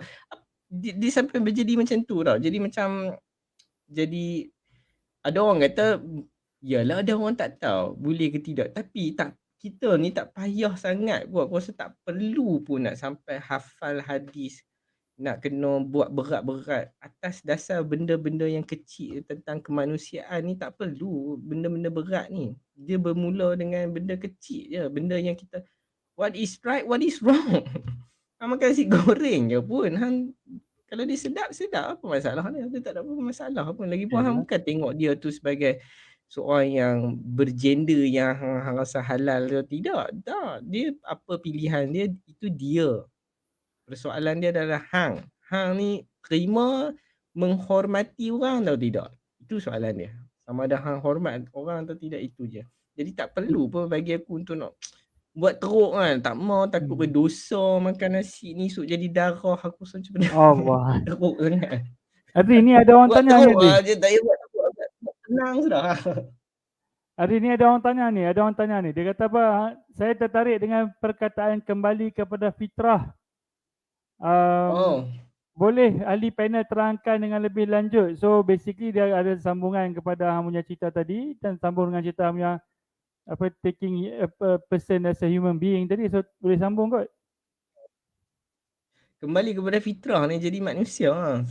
Kalau tanya aku, jadi manusia yang tengok warna ni bukan satu warna je. Ada banyak warna dalam dunia ni. Dalam banyak dunia ni ada macam-macam color, ada macam-macam apa, macam-macam. Jadi hang kepelbagaian warna, keberagaman ni adalah benda yang sangat enak. Benda yang sepatutnya kita lihat untuk sambut, embrace. Yang kita tolak adalah benda yang merosakkan orang, yang very harmful, yang menyakitkan, yang menindas, yang being oppressed. Benda ni tak payah pun hafal Quran 30 juzuk tu. Hang bagi aku lah, hang tak payah. Hang tahu the moment is this is the right thing to do, is benda tu lah yang kita kena buat. Sebab apa? Dia bila kita cakap pasal kemanusiaan, buat benda baik, dia jadi berat tau. Dia jadi macam, ya apa benda aku nak kena buat hari ni. Padahal bila hang keluar rumah, hang tengok jiran hang tengah usung beg IKEA banyak-banyak tu, nak pun masuk rumah, hang pi tolong ambil pegang, tu kan benda yang tak perlu apa-apa pun. Benda tu kan benda ni, hang boleh bayang kalau kita boleh buat benda tu, kalau hang accident, hang tak keluar, hang pi bertumbuk depan anak hang. Kalau hang pi cakap elok-elok kan pasal apa jadi macam ni kan benda tu lebih elok. Dia tak perlu pun nak kena, oh aku nak buat kemanusiaan aku kena pi Palestin. Aku nak jadi ni aku kena macam ni. Aku jadi teruk dah, siapa nak buat? Jadi hang buatlah benda elok. Kembali pada fitrah ni, jadilah seorang manusia. Jadi seorang manusia yang menghormati orang, yang meletakkan kasih sayang, cinta tu tinggi dari benda yang segala-galanya. Tak ada satu pun yang boleh membataskan kasih sayang, cinta dan persaudaraan ni selain daripada kasih sayang, cinta dan persaudaraan. Tak ada satu pun aku rasa. Argument yang kita dapat kalau cerita tentang apa fitrah berdasarkan sudut pandang kita secara peribadi tadi adalah nilai moral seseorang adalah berbeza antara satu sama lain. Jadi what is right for you might not be right for me. What is morally correct for you might be, you know, not suitable for me. So apa kalau kita tengok balik pada mata aku lah kan.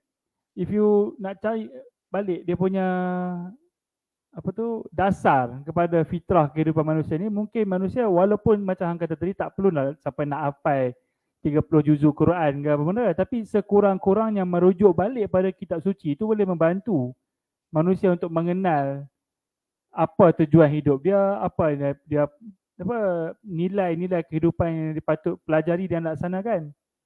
Baiklah kita apa sekalipun, kita bukan cerita pasal sesebuah kitab sahaja, tapi secara dasar kitab-kitab suci mengajar atau membawa manusia balik kepada satu nilai moraliti yang mungkin tidak boleh disesuaikan secara individual, tapi secara komuniti boleh memberi satu tingkat yang tinggi untuk dilaksanakan. Apa kata hang? Ya, kalau kita nak kata benda, aku setuju kalau kita kata macam kita nak rujuk something, kita kena rujuk kepada kitab suci, kita rujuk buku dan sebagainya. Itu adalah untuk meletakkan pemahaman kita yang lebih tinggi. Tapi kalau let's say kita buat benda baik, benda yang elok, benda yang baik mungkin tak elok pada orang. Ya, apa kita kena persoalkan? Apa yang nilai yang baik tapi mungkin orang lain tak baik. Contoh kalau Mak Saleh kalau kat Australia dulu, kalau aku backpack dulu kat sana, nak pergi rumah jiran, hang kena tanya dulu boleh masuk ke tidak. Padahal nak pergi buat baik, hang bawa pergi goreng pisang apa semua, tapi dia pun kata no, you cannot come today, come some other day lah apa semua. Tapi orang Malaysia, hang tengah sibuk macam mana pun, dia mai hang sambut dia. Itu baik juga. Tapi kalau kita tengok dia is how to you adapt. Takkanlah benda baik tu boleh harm hang. Aku tak rasa semua benda baik orang lain tak baik kita dia boleh harm kita. Tapi kalau dia harm untuk kita adalah adalah tepat sekali untuk kita mengatakan benda tu tak mungkin tak not being culturally dalam keadaan hidup kita. Contoh macam aku pernah baca dalam satu portal, dia kata orang dulu ada satu kawasan wilayah ni dia makan bat, kelawar. Orang kata gila babi apa makan kelawar kan. Asal orang makan kelawar sekarang, culturally itu je dia ada masa tu. Tapi seiring zaman, bila zaman dah berubah dan sebagainya, duk makan bat lagi orang rasa pelik Dia sama macam kalau hang tengok cerita Seaspiracy dekat Denmark ke dekat mana, bukan Denmark Finland ke apa, ada Faroe Island tu, dia ada secara tahunan dia akan pergi bunuh ikan lumba banyak-banyak. Ikan lumba, ikan paus secara tahunan because it's a culture. Tahu? It's a culture. Jadi orang ada setengah orang marah, orang kata apa makan ikan lumba-lumba, hang tahu tak ikan lumba-lumba ada tinggi berapa ekor atau ikan paus ada tinggi berapa ekor, saya makan ni kita ada banyak ayam kot. So dia benda tu dah tak jadi elok lah. Untuk orang di Faroe Island dia kata ni kami punya ni kot, kami punya culture, ini cara kami pun semua. Tak menyalahi siapa-siapa, kami bukan bunuh orang. Ya memang bukan bunuh orang, tapi sekarang hang relevan lagi ke hang buat benda tu? Itu soalan dia. Bila hang kata macam rujuk tu semua, aku aku setuju yang kita bukan baca, kita bukan kita patutnya faham untuk mendalami, ya. Tapi dalam konteks sekarang ni Imran, kita tengok benda-benda yang hang tengok apabila berlakunya krisis atau konflik, semangat perkauman tu lebih tinggi. Semangat yang kata ini kita dulu. Orang yang bukan bangsa kita kemudian dan sebagainya. Ini kalau kita refer balik kat Al-Quran, kitab suci apa pun tak pernah sebut pun kena dahulukan siapa-siapa dulu atas nama ni. Yang kita bercakap tu That's why aku kata ada benda-benda yang tu jadilah manusia balik. Kalau hang rasa dia patut dapat. Sebab ada satu quote yang dia kata adalah apabila kita meletakkan kemanusiaan tu, apa dia kata, kita meletakkan dia agama apa, gender apa pun dia, warna kulit dia alien ke, dia bukan alien ke, tapi kalau kita meletakkan martabat dia paling tinggi, itulah kemanusiaan. Dan benda ni pun tak perlu teruk-teruk sangat. Kalau hang nak lebih pandai, ilalah. Tapi kalau hang manusia, hang tengok dia, sebab wife aku selalu cakap macam ni, bila kami biar anak aku Quds berlari kat padang kan, budak-budak dia tak pernah tengok hang Cina ke India ke apa, Mat Saleh ke, tak. Dia nak pergi main je. Dia nak pergi main, dia nak berkawan, having fun, itu sahaja. Tapi bila dia besar esok ni, kita duk abang, oh ini hang jangan bagi muka sangat, hang kena ni. Dia hilang dah kemanusiaan dia tu, fitrah dia dulu masa kecil, dia berlari, dia tak ada rasa apa. Kalau dia lapar ayam, dia share. Dia tak pernah rasa orang ni ke lekeh ke apa, tak pernah rasa. Itulah maksud aku yang aku kata yang kita kembali kepada fitrah kita tu. Jangan tengok orang tu daripada apa dia tu, kulit dia apa semua. Tengoklah dia sebagai seorang manusia. Okey, saya mau balik pasal buku ni. Macam Tak habis lagi ni. motivasi lah, Satu lagi buku ni. Ni. Apa cerita buku ni? Oh, satu lagi buku. Oh ya. Buku Ambient Sangkakala. Ini juga adalah buku yang aku secara peribadi aku meluahkan segala-galanya. Dia bila aku lepas tulis buku ni, aku rasa macam aku macam beban dia tu nak. Dia sebab dia adrenaline dia tu, dia tak putih bagi aku lah. Untuk aku marah je dalam buku ni. Buku ni marah, tak ada stop dia tau. Hang lah Sangkakala ini adalah tentang dia lebih dia adalah untuk buku ni, dia adalah orang kata apa, lebih, kalau aku secara seorang yang menulis melihat penulisan-penulisan aku, bagi aku ini adalah buku yang lebih berat daripada Nasionalisme Longkang. Lagi berat, tambah lagi berat pada melihat kapitalisme kecil lah. Ini adalah tentang buku, ini lebih sharp. Aku ada tulis pasal soal yang lebih dalam, ada fakta-fakta yang aku buat kajian, ada benda-benda yang aku sandarkan kepada materi-materi yang aku baca, dengar dan sebagainya. So dalam buku ni ada banyak lah. Aku rasa yang paling orang kata apa, kontroversi mungkin buku pasal, aku ada tulis pasal Izara Aisyah dalam buku ni. Ni zaman Izara Aisyah tengah kontroversi. So orang semua orang marah kat Izara Aisyah. Aku je backup Izara Aisyah. Tak ada, aku tak backup Izara Aisyah. Aku hanya pakai Izara Aisyah tu dalam sekarang. Sebab zaman yang berlaku di Izara Aisyah tu, masa Izara Aisyah dia nak pakai apa, itu dia punya pasal. Tapi sebab kita jadi nak marah tak tentu lah. Aku tak tahu pasal apa kita marah ke dia. Tapi kita lupa atas benda yang patut kita marah, iaitu adalah berapa ramai graduan yang keluar tak ada kerja. Itu patut kita marah. Tapi itu orang tak marah. Orang tak peduli pun. Orang tak peduli. Berpuluh ribu, bukannya kita cakap ratus. Kita cakap pasal soal berpuluh ribu graduan keluar tak ada kerja. Jadi for what? Pergi mengaji kat universiti, balik tak ada kerja, jadi benda lain. Baik. Itu benda bagi yang marah, kita tak audiens yang menonton, saya ada nak boleh tengok di ruangan komen, kita ada kongsikan link bagi siapa-siapa yang berhajat nak beli buku Hadri, nak tengok dia marah macam mana, dia tegak macam mana. Cuma berita yang kurang menarik adalah melihat kapitalis bekerja dah sold out. Yang tinggal ada hanyalah Nasionalisme Longkang dan juga Ambient Sangkakala saja. Jadi tak apalah, ini at least boleh mula aku saya tanya mood dengan CZ.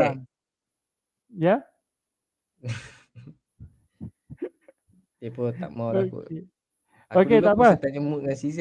Buku ni habis lah, dia kata. Habis.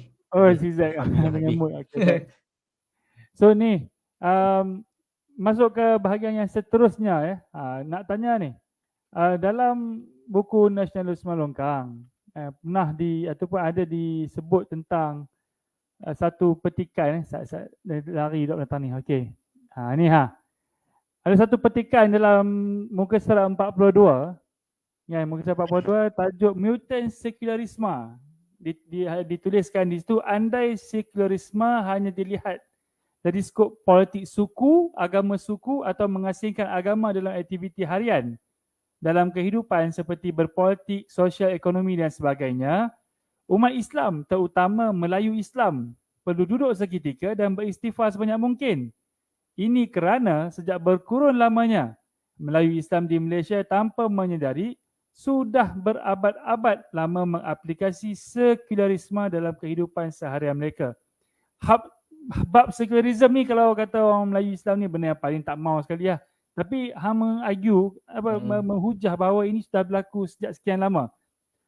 Dan kalau kita tengok topik tu akhirnya membawa kepada isu rasuah, isu kemiskinan, ketidakadilan sosial dan sebagainya. Boleh diulas lebih sikit sejauh mana yang marahnya hang sampai keluar statement macam ni?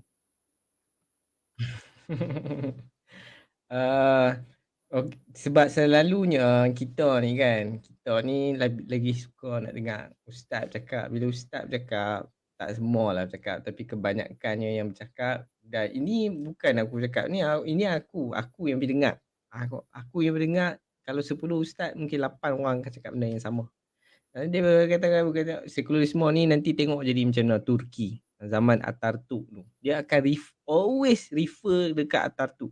Dan apa masalah dia kalau kita bertanya apa, aku rasa depa pun tak mungkin boleh jawab. Dia duk kata Atatürk ni sekularisme dan sebagainya.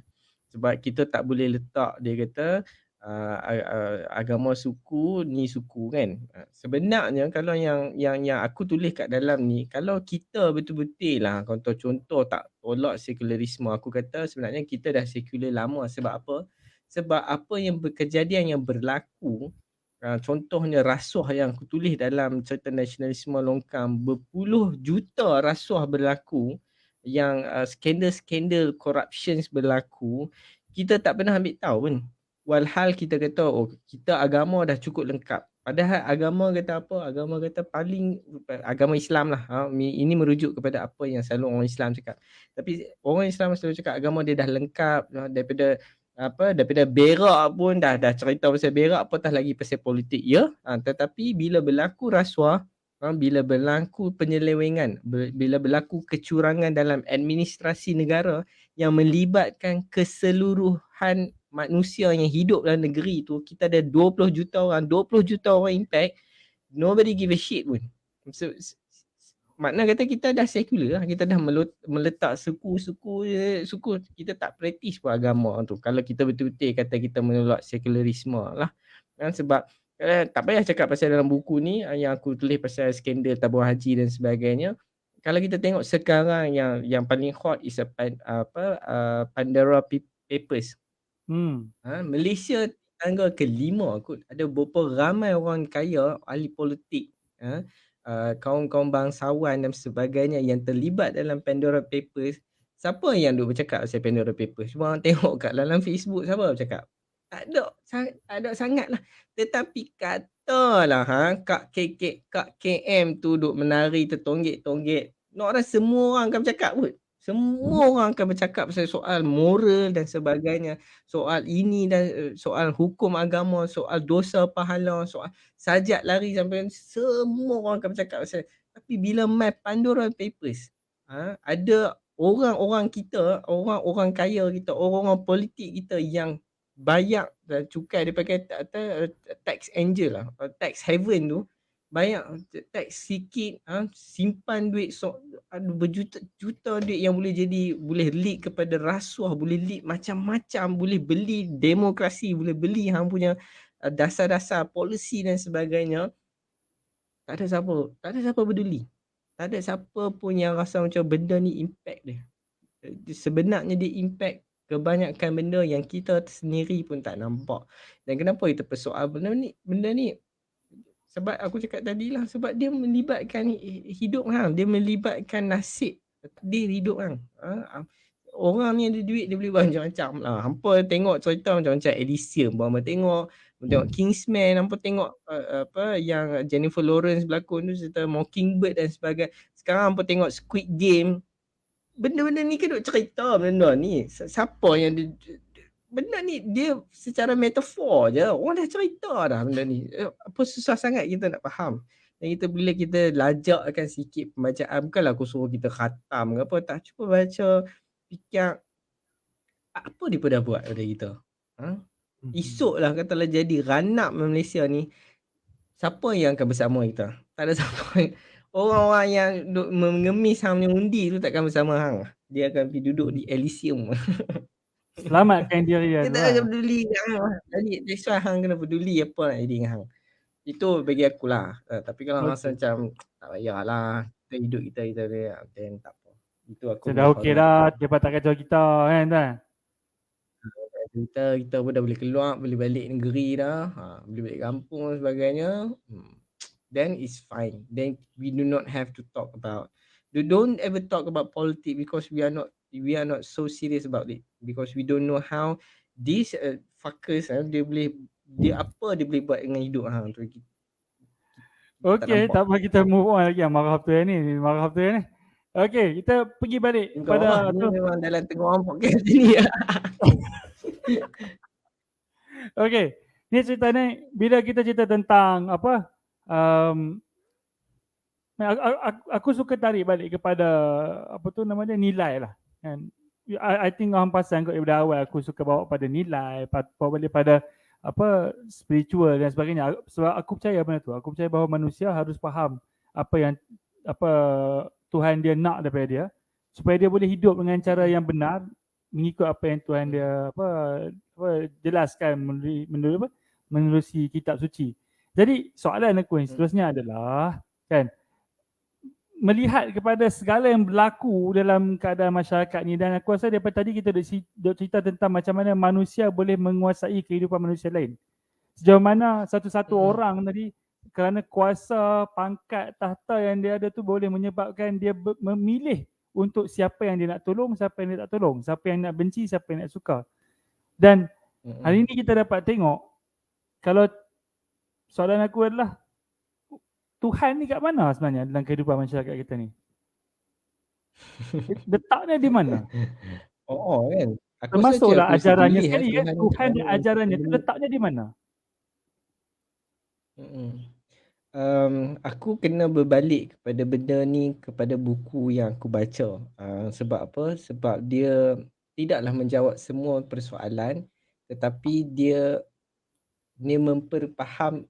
memahamkan aku atas persoalan-persoalan peribadi aku. Dia tanya soal apa, Tuhan kat mana? Zaman kita ni Tuhan kat mana? Kalau tanya Mak Saleh kebanyakan dalam filem pun dia biasa cakap God is dead, dia kata kan. Tapi dia tak merujuk God tu mati ke apa. Dia merujuk kepada persekitaran apa yang kita ada ni kan. Aku kena bercakap berdasarkan buku Syahadah Kedua tulisan Syazrin.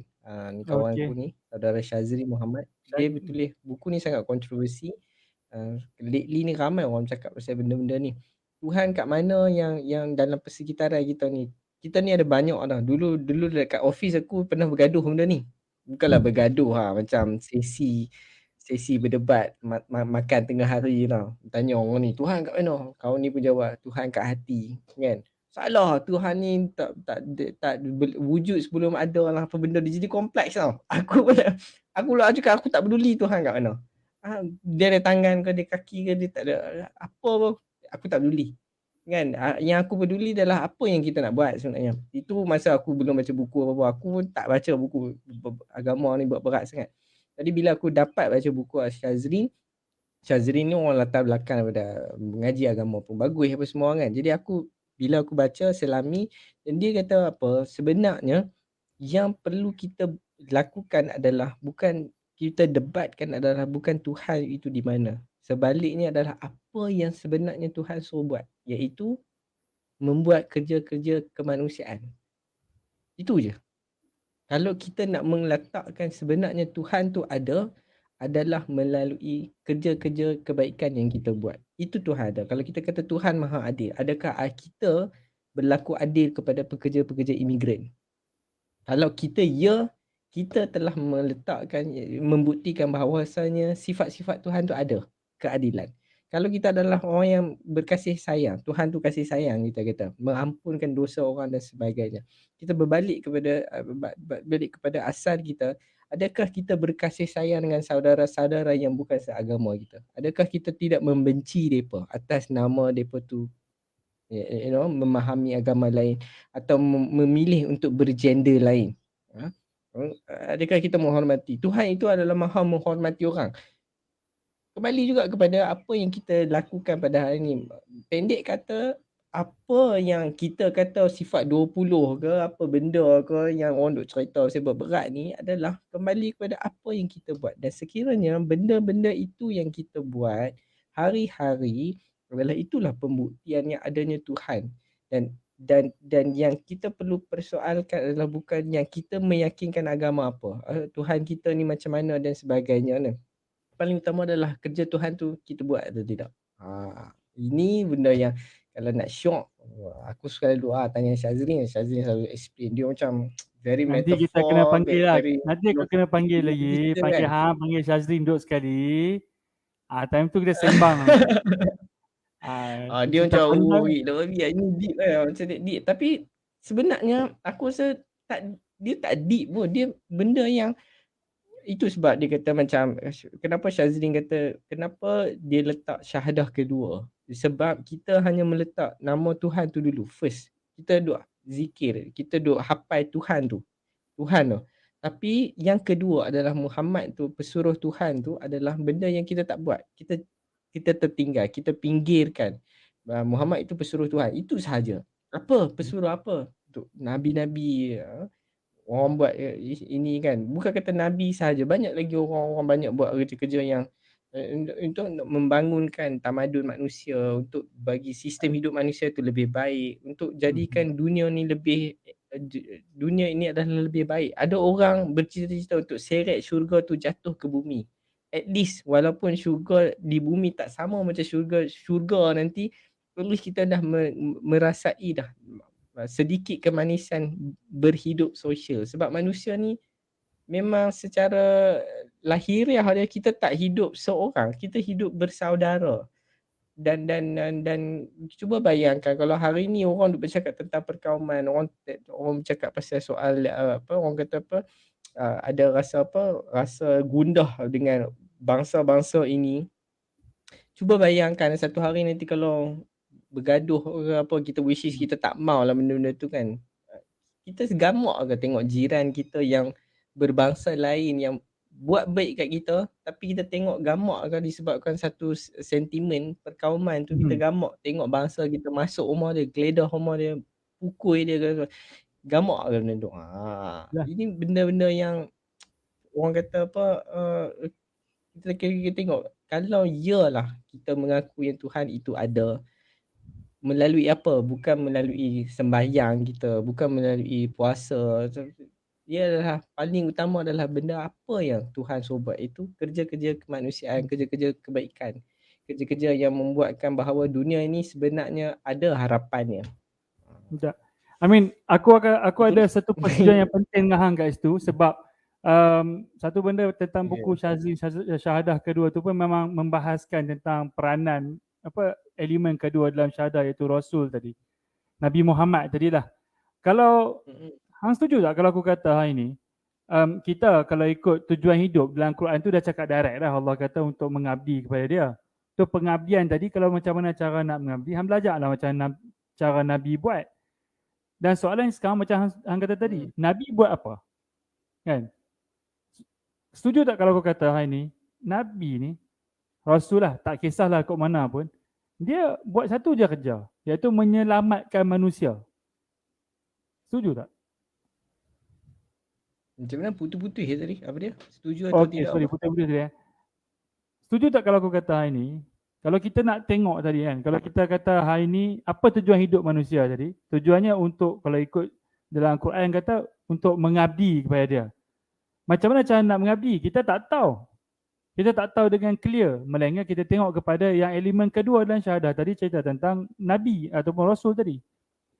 Rasul tadi pula, kalau kita tengok pada satu figure Nabi Muhammad, juga ada lagi 24 figure sebelum tu lagi. Dan every of them comes down in different time for one simple mission, which is sebagai sebagai penyelamat kepada umat yang hidup pada zaman dia. Daripada pendapat aku, penyelamatan manusia inilah yang perlu dilakukan oleh orang-orang yang rasa macam mana aku patut hidup lah. Gitu. Apa pendapat hang? Aku always goes for, kalau kita katakan itu sebab aku lebih tertarik dengan orang kata apa, kalau nak selamatkan hidup kembali kepada agama, semayang. Aku rasa benda tu tak cool untuk aku, tak tertarik lah aku. Sebab semua orang semayang tu spiritual. Tapi bila bercakap soal kita nak ni, kita kena lawan penindasan. Kita kena lawan pemerintah yang zalim. Kita kena lawan korupsi. Kita kena lawan budaya hidup kita yang memperlekehkan gender-gender, meletakkan patriarki di tempat yang tertinggi. Lelaki adalah tuan kepada perempuan, dan sebagainya. Bagi aku, kalau itulah konsep atau semangat atau spiritual yang kita bawa, itulah benda yang aku rasa yang orang di zaman Nabi tertarik. Kalau contoh pasal sembah Tuhan yang Esa satu, aku rasa tak tertarik mana pun. Benda tu spiritual lah. Tapi yang aku baca, buku-buku yang aku baca, dia meletakkan kenapa orang ikut figure ni. Kenapa orang ikut Cikgu Vera? Kenapa sampai hari ni orang ingat lagi Cikgu Vera tu? Kenapa? Sebab dia bukan kata ini, dia adalah satu sosok yang bawa kepada satu benda yang menyebelahi orang yang tertindas, menyebelahi orang kebanyakan, menyebelahi orang-orang yang termarginalkan, terpinggir dan sebagainya. Inilah satu konsep yang aku rasa apa pun ia akan menarik semua orang. Dan hari ni kita duduk cerita pasal keluh kesah, sedih kita, bangun solat, tahajud ke tidak. Tetapi kita kena tanya balik soalan dia kepada ustaz-ustaz ni. Kita kena tanya balik, ni ada orang bangun 3 pagi pasal anak dia susu tak boleh makan. Apa kita buat untuk dia? Itu patut hang teriak. Bukan hang teriak apa benda-benda klise yang tu, aku tak kisahlah nak teriak macam mana, itu hang punya pasal.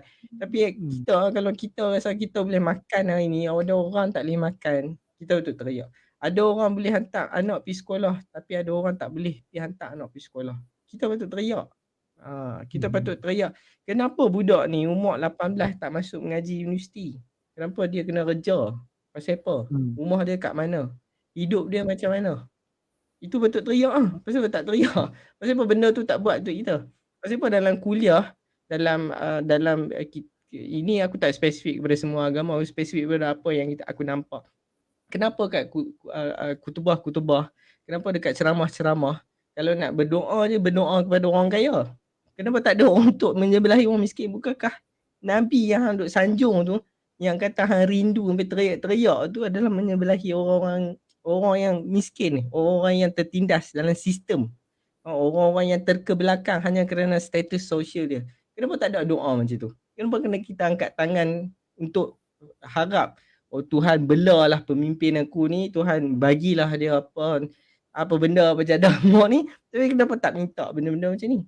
Kenapa kita sendiri tak letak kita punya hati yang kata, apa whatever things this, aku tak ada kuasa, aku tengok jiran aku tak makan, aku akan make sure aku kongsi apa yang aku ada. Aku boleh bagi dia, aku tolong dia cari kerja.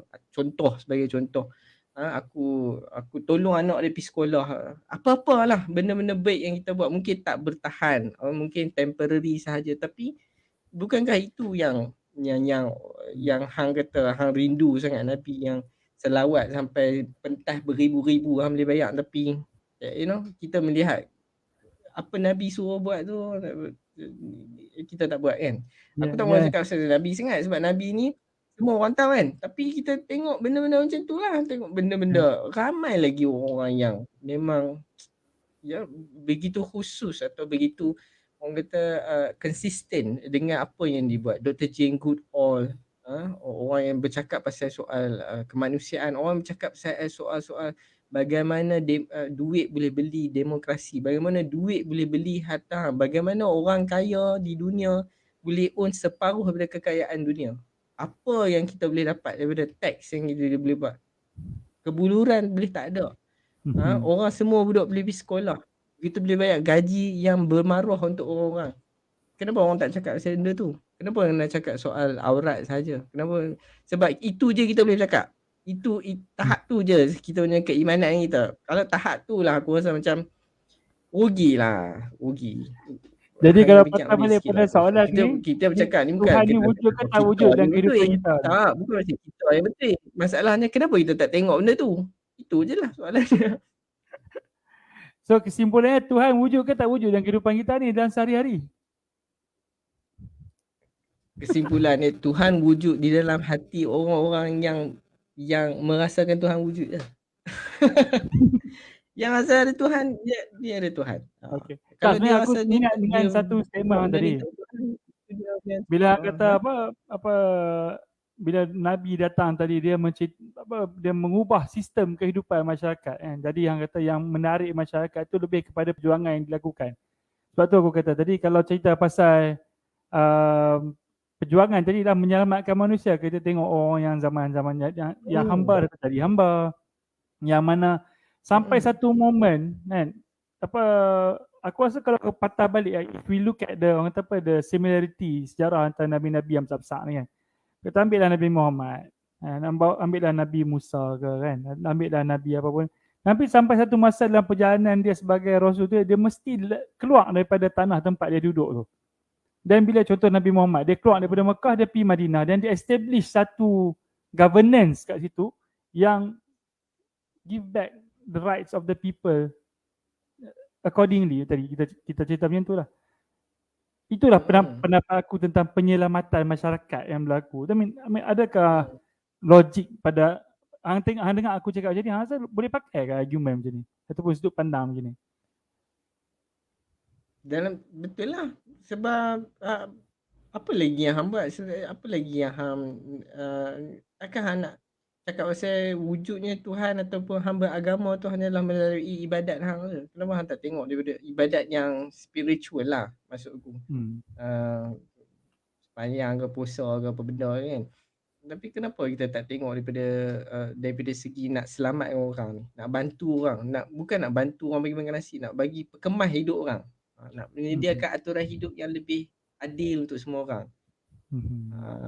Adil. Aku rasa kalau dia kaya tapi dia tak memiliki orang, dia tak boleh beli polisi dan dasar, aku rasa dia tak jadi masalah. Tetapi masalahnya adalah bila orang tu kaya, dia ada kuasa hanya untuk dia boleh beli, dia boleh decide untuk semua orang, tu bermasalah.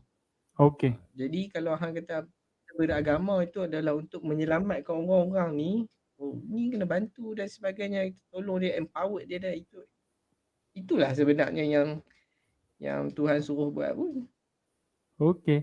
Ni ada beberapa soalan ni, kita sempat ke nak layan soalan? Okey ke? Sempat. Okey. Sempat Okey, ada yang tanya ataupun ada yang bagi pendapat juga ni, kita tengok kita ambil yang tadi ada tanya. Ni dia tanya. Dia tanya, bagaimana pandangan ahli panel tentang bantuan kemanusiaan kepada rakyat Palestin sedangkan masih ramai rakyat kita yang susah? Seperti menyusu kera di hutan, anak di rumah mati kelaparan. So, Adri, over to you lah. Bagaimana ahli panel kemanusiaan kepada rakyat? Ini sebenarnya dalam filem pun aku bisa tengok, Attack from the Block. Ada satu bahagian tu dia tanya perempuan ni, mana lelaki, budak ni tanya perempuan ni, mana boyfriend aku tak ada sini, boyfriend aku kat Afrika. Pasal apa? Dia pergi tolong orang sana. Lepas tu budak tu cakap, budak tu orang miskin kat UK. Dia kata, habis tu orang sini tak payah tolong. Budak perempuan tu tak boleh kata, budak perempuan tu tak kata apa-apa. Skrip tu berhenti kat situ je. Jadi balik soalan ni adalah, bagi aku ialah dia tengok balik, dia tengok sejauh mana kejujuran kita. Kejujuran. Faizal Tehrani pernah tulis benda ni. Faizal Tehrani kata apa? Palestin ni nampak macam syurgawi sangat. Tetapi orang-orang asli kita yang ditindas, tanahnya diambil. Buat dusun Rian King lah, apa benda bala semua, kita pejam mata kita. Itu soalan dia. Kita punya masalah pada benda tu. Sebab apa? Kita membeza-bezakan orang. Kalau hang nak bagi bantuan Palestin, silakan. Tapi hang kena buka mata hang yang sebenarnya di sini pun ada orang bantu. Dan janganlah hang tutup mata hang. Masalah dia hang tutup, hang rasa macam tak ada apa kat sini. Palestin kita boleh teriak. Teriak ni, buat live lah apa benda apa semua. Tapi bila orang kita turun untuk nyatakan pandangan kita, untuk nyatakan sebenarnya kita bawa suara untuk orang-orang yang tertindas, mula kita kata ni buang masa, buang ni, buang tiga. Aku rasa bukan menyusukan kera di hutan nak di rumah mati kelaparan ni, bagi aku, pandangan aku adalah apabila kita ignorant dengan apa yang berlaku, kita menafikan, kita benda tu real jadi depan mata kita, tolak, tak mau tengok benda ni, tapi kita duk nampak benda yang lebih syurgawi. Bayangkan kalau Palestin tu sebenarnya yang menjajah tanah Palestin tu adalah orang Islam dan yang ditindas orang Yahudi. Soalan dia adalah, adakah hang akan pergi ke camp tu, sampai ke sana bergaduh teruk live sana live sini untuk bantu orang Yahudi yang ditindas tu? Soalannya, kalau itulah ya katanya, then should be fine. Yang berbalik kepada sini, kalau kita kata orang di Palestin tu diteruk, tapi hari ni juga kita juga menyatakan suara kita kepada orang yang ditindas, orang asli yang diambil tanah dia, pekerja-pekerja imigran yang dinafikan, pekerja-pekerja tempatan yang gajinya hanya setakat itu sahaja. Kalau kita masih bersama mereka, dia tidak ada lagi yang mana lebih syurgawi. Dia lebih adalah itulah yang manusia kita cakap tadi tu. Kita adalah orang manusia yang betul, manusia yang tulen. Bantuan tu aku rasa okey je, pilah hantar. Tapi jangan sampai jadi macam Malaysia ni tak ada masalah. Kalau ada masalah rasa macam ni buang masa, ini melawan kerajaan, ini itu hang bermasalah. Okey. Mungkin kita sampai ke hujung ni. Soalan yang terakhir, just to conclude things up. Soalannya adalah, sejahterakah kita sebenarnya? Mungkin revisit question yang awal tadi. After all things that we have discussed, so what is the position actually? Dari segi amannya, kalau kita cakap pasal soal aman, mungkin kita aman. Tetapi aman tu bagaimana? Ada orang masih lagi, mungkin ada orang yang masih lagi haknya dinafikan. Dan kerja, bagi aku, kesejahteraan ni adalah kerja yang tak pernah siap. Dia berpanjangan selagi mana kita mengejar dia, kita membereskan satu persatu. Untuk tanya sejahterakah kita, kalau kita nak tengok by numbers, by facts, kita tak sejahtera mana pun. Biasa-biasa lah, unless kalau kita ni ada rumah, ada makanan, boleh bawa anak pergi berjalan, mungkin kita sejahtera. Tapi in realitinya mungkin tidak. Bagi aku, kita tak, untuk jawab soalan ni senang, tak ada lah sejahtera mana. Kalau perut sendiri mungkin sejahtera. Kalau kita pikir perut orang, pikir nasib orang, pikir benda-benda yang boleh meninggalkan orang di sekeliling kita, tak ada lah sejahtera mana pun. Okey, baik. Boleh ke jawab gitu? Tak ada sejahtera mana? Boleh. Aku punya, kalau aku punya argument mudah ya. Selagi aku kalau pergi kedai naik motor, tertinggal kunci kat motor, kelang kabut pergi masuk balik, keluar balik kedai, pasal takut motor hilang, selagi tu aku belum sejahtera lagi lah. Aku belum ya, betul. Ada satu benda kan Imran, aku biasa baca kat dalam tak ingat portal apa kan, cerita pasal Iceland lah. Orang Malaysia pergi Iceland, dia tengok sendiri. Dia tengok apa dia tulis tu, based on his observation. Dia kata apa, dekat Iceland sana rumah tak tutup lah, tingkap tu, pintu rumah tak terbuka macam tu. Anak kecil duduk luar, anak kecil tu duduk luar, tahu. Jadi dia pelik lah, kenapa kat dari, padahal kalau aku membesar dulu, zaman aku membesar, aku kecil tu, aku sempat merasa benda tu, sempat rasa macam rumah terbuka, pintu terbuka. Tapi sekarang kita tak mau buka kot, kita tutup macam mana apa orang boleh buka kot. Hidup kita ada something wrong tu. Kenapa ada orang main nak buka rumah kita? Mesti something wrong. Mesti ada benda tak siap. Dan tak adalah kata Iceland tu semua betul. Taklah. Bukan dia itu argument dia, tapi kalau kita compare tu, ya kita nampak macam kita cakap, kalau hang compare, hang boleh makan nasi, orang tak boleh makan nasi, bersyukur kehadrat Tuhan sebab aku ada nasi. Hang bersyukur. Hang bersyukur sebab orang lain tak dapat makan nasi. Itu pelik eh.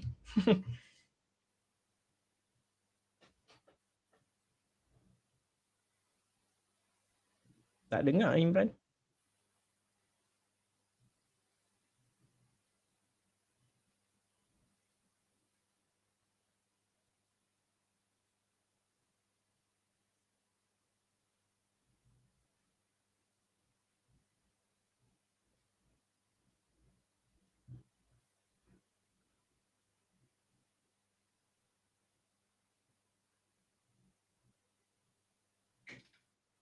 Ada dengar ah? Dengar lah. Aduh, sorry lah, aku ni biasalah anak jadi cerita. No Jadi problem. kalau patah balik, meletup lah. Okay, kalau patah balik tadi cerita dah. Kalau secara umumnya kehidupan kita ni nak kata sejahtera belum lagi lah. Belum lagi dah kita boleh katakan sebagai Betul eh.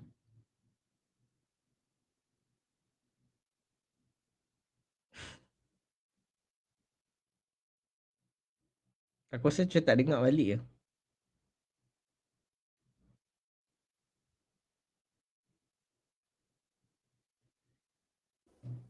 test, ada hilang lah pula. Hello, hello. Okey. Ada tak? Okey. Dengar lah. Okey, tak apa, tak apa. Alamak hilang tak ada? Rasa macam mana dengar lah. Okey. Cuba try kau. Okey, test sekali lagi Okey, test 1 2 3. Dia hilang lah pula. Okey. So, boleh dengar lah ni? Ada yang kata dah okey? Ada hang dah Boleh? okey boleh Sorry lah. Tadi technical issue biasalah. Baru buat second issue kan. Second version. Jadi banyak lagi nak kena improve ni. Biasa. Okey, patah balik tadi. So, dari segi live banyak lagi lah benda yang kita kena settle. Dari segi kefahaman tentang kualiti hidup dan sebagainya banyak lagi kita nak settle. Simpulannya nak kata sejahtera tak boleh nak kata sejahtera habis full lagi. Ada moment ataupun ada bahagian yang kita boleh kata okey ada sedikit kesenangan. Tapi dari segi kualiti sebagai sebuah tamadun manusia tu mungkin banyak lagi nak kena improve Mungkin di akhir sebelum kita tutup hang punya kata-kata kepada semua yang menonton. Aku first nak terima kasih kepada platform Hidup Podcast. Terima kasih Imran kerana sudi menjemput. Aku sangat happy untuk bercakap, untuk hadir ke dalam ruangan yang ada ini. Terima kasih kepada orang yang menonton. Ramai ke orang tengok ni? Aku tak boleh nampak. The average kita dapat lebih kurang 50, 40, 30 gitu lah. Ramai lah tu. Mana kata ramai. Terima kasih ke 40 ke 50 orang tadi yang duduk dengar. Dan aku selalu fikir macam ni, ada benda yang apa kita nak buat, apa solusinya Hadri, orang selalu tanya. Soalan tu dia patut tanya kepada dia punya menteri lah. Kalau dia tanya apa solusi kat aku, nak apa, aku penulis. Aku menulis, aku sembang kat dalam podcast, itu apa aku buat. Solusi aku bukan untuk solusi hang. Tetapi yang aku selalu ingat, yang selalu orang pesan kepada aku, orang yang hebat selalu pesan kat aku adalah hidup ni bukannya saya fikir solusi. Hidup ni adalah satu kesedaran. Ada sama ada kita sedar atau tidak apa yang berlaku kat kita. Dan apa yang aku cakap hari ni, kalau ada yang terkesan ataupun ada yang rasa macam dia ada memberi manfaat atau tidak, itu aku terima kasih aku ucapkan. Dan tapi janganlah anggap itu adalah perkara absolut. Ada banyak lagi perkara yang warnanya, keberagaman ideanya, dan aku harap kita dapat orang kata apa, dapat menjalani hidup ini dengan sehidup-hidupnya. Kita kalau boleh tak mau jadi yang macam Hamka selalu cakap tu, kera di hutan pun hidup. Kan? Kurang-kurang kita hidup, kita berpuas hati dengan kehidupan kita walaupun kemenangan tak selalu menyebelahi kita. Tapi bila kita hidup, aku rasa hidup dengan bersungguh-sungguh, itulah kehidupannya. Macam Okey. Bak kata apa, Bron Pellery dalam Terbaik dari Langit dekat last sekali momen terakhir dia masa dia jadi watak Sofia Jane tu kan, dia kata, "Hiduplah sehidup-hidupnya." Aku rasa itulah skrip ikonik yang aku pernah dengar daripada Betul. filem-filem Melayu tempatan. Itulah dia. Terima Terbaik kasih dari semua langit yang ni. mendengar, terima kasih Aduh. Imran, terima kasih Hidup. Yap. Yes, aku harap Hidup akan menjadi podcast yang aku yang hebat yang aku akan sentiasa dengar setiap minggu. Baik. Itulah dia. Kita pun seronoklah dapat apa kesudian Hadri walaupun last minute, baru semalam contact dan terus available dan sudi untuk luangkan masa. Itu satu pada pada akulah satu apa keseronokan yang besar lah. Sebab dapat bawa satu Terima perbincangan yang kasih. sebenarnya mungkin berat, tapi kita cuba tarik dia kepada sudut pandang masyarakat biasa supaya tidak terlalu kompleks atau complicated sampai orang susah nak faham. Gitu saja. Itulah hidup punya Betul. tujuan kan. Tujuan kita tak mau pening-pening sangat. Bukan tak mau pening, memang bandanya memang pening. Tapi nak kena cara approach tu. Approach tu dengan cara yang memudahkan orang faham. Betul. Okey. Baik, kita bertemu lagi pada sidang yang akan datang. Kita cuba siar setiap hari Sabtu. Tapi biasalah, macam minggu lepas Sabtu malam, minggu ni Sabtu siang. Kita try lagi, nanti kita eksperimen lagi kat mana kan, main kat mana. Tengok. Hopefully nanti Dia kalau dapat kita timing jumpa tu Hadi kan. lagi ke masa depan, sudilah untuk datang dan bertemu ramah lagi dengan kita ya. Bertandang. Pasti. Okey, kepada semua yang sudi menonton, Alright. sangat apresiasi yang besarlah kepada anda semua sebab sudi bersama dengan kita daripada awal hingga ke akhir. Komen-komen, soalan-soalan tadi dan juga ramai yang membantu saya untuk menjadi technical director sebab time mikrofon hujung tadi sangkut terkucil. Itu maksudnya mereka memang mendengar lah kan. Kita seronok lah, kita rasa happy lah. Jadi kita akan cuba untuk siar setiap hari Sabtu. Mungkin topik minggu depan akan berkaitan tentang sambutan Maulidul Rasul sikit. Gitu. Tapi konteks apa? Sebenarnya tadi dah ada sentuh sikit. Macam mana tentang perjalanan, apa function sebenar ataupun function secara real kan, sesuatu utusan tadi dalam menyelamatkan manusia. I don't know. This is how I try to look at things and try to resonate the existence of a prophet. So these are things yang mungkin kita jarang bahas sebab kita mungkin bahas banyak kepada sudut-sudut ritualistik. Tapi why not kita try bincang dengan satu angle yang mungkin boleh membina sudut pandang yang berbeza, tapi dia punya hal tujuannya sama untuk membawa ke arah satu penambahbaikan ataupun menghidupkan lagi jiwa-jiwa masyarakat yang kita ada. Okey, kepada semua yang hadir, kita jumpa lagi pada sesi akan datang. Hadri, Hansti, kita sembang-sembang kat backstage. Okey, jumpa lagi semua. Take care. Okey. Bye-bye. Terima kasih. Okey, bye. Mana dia?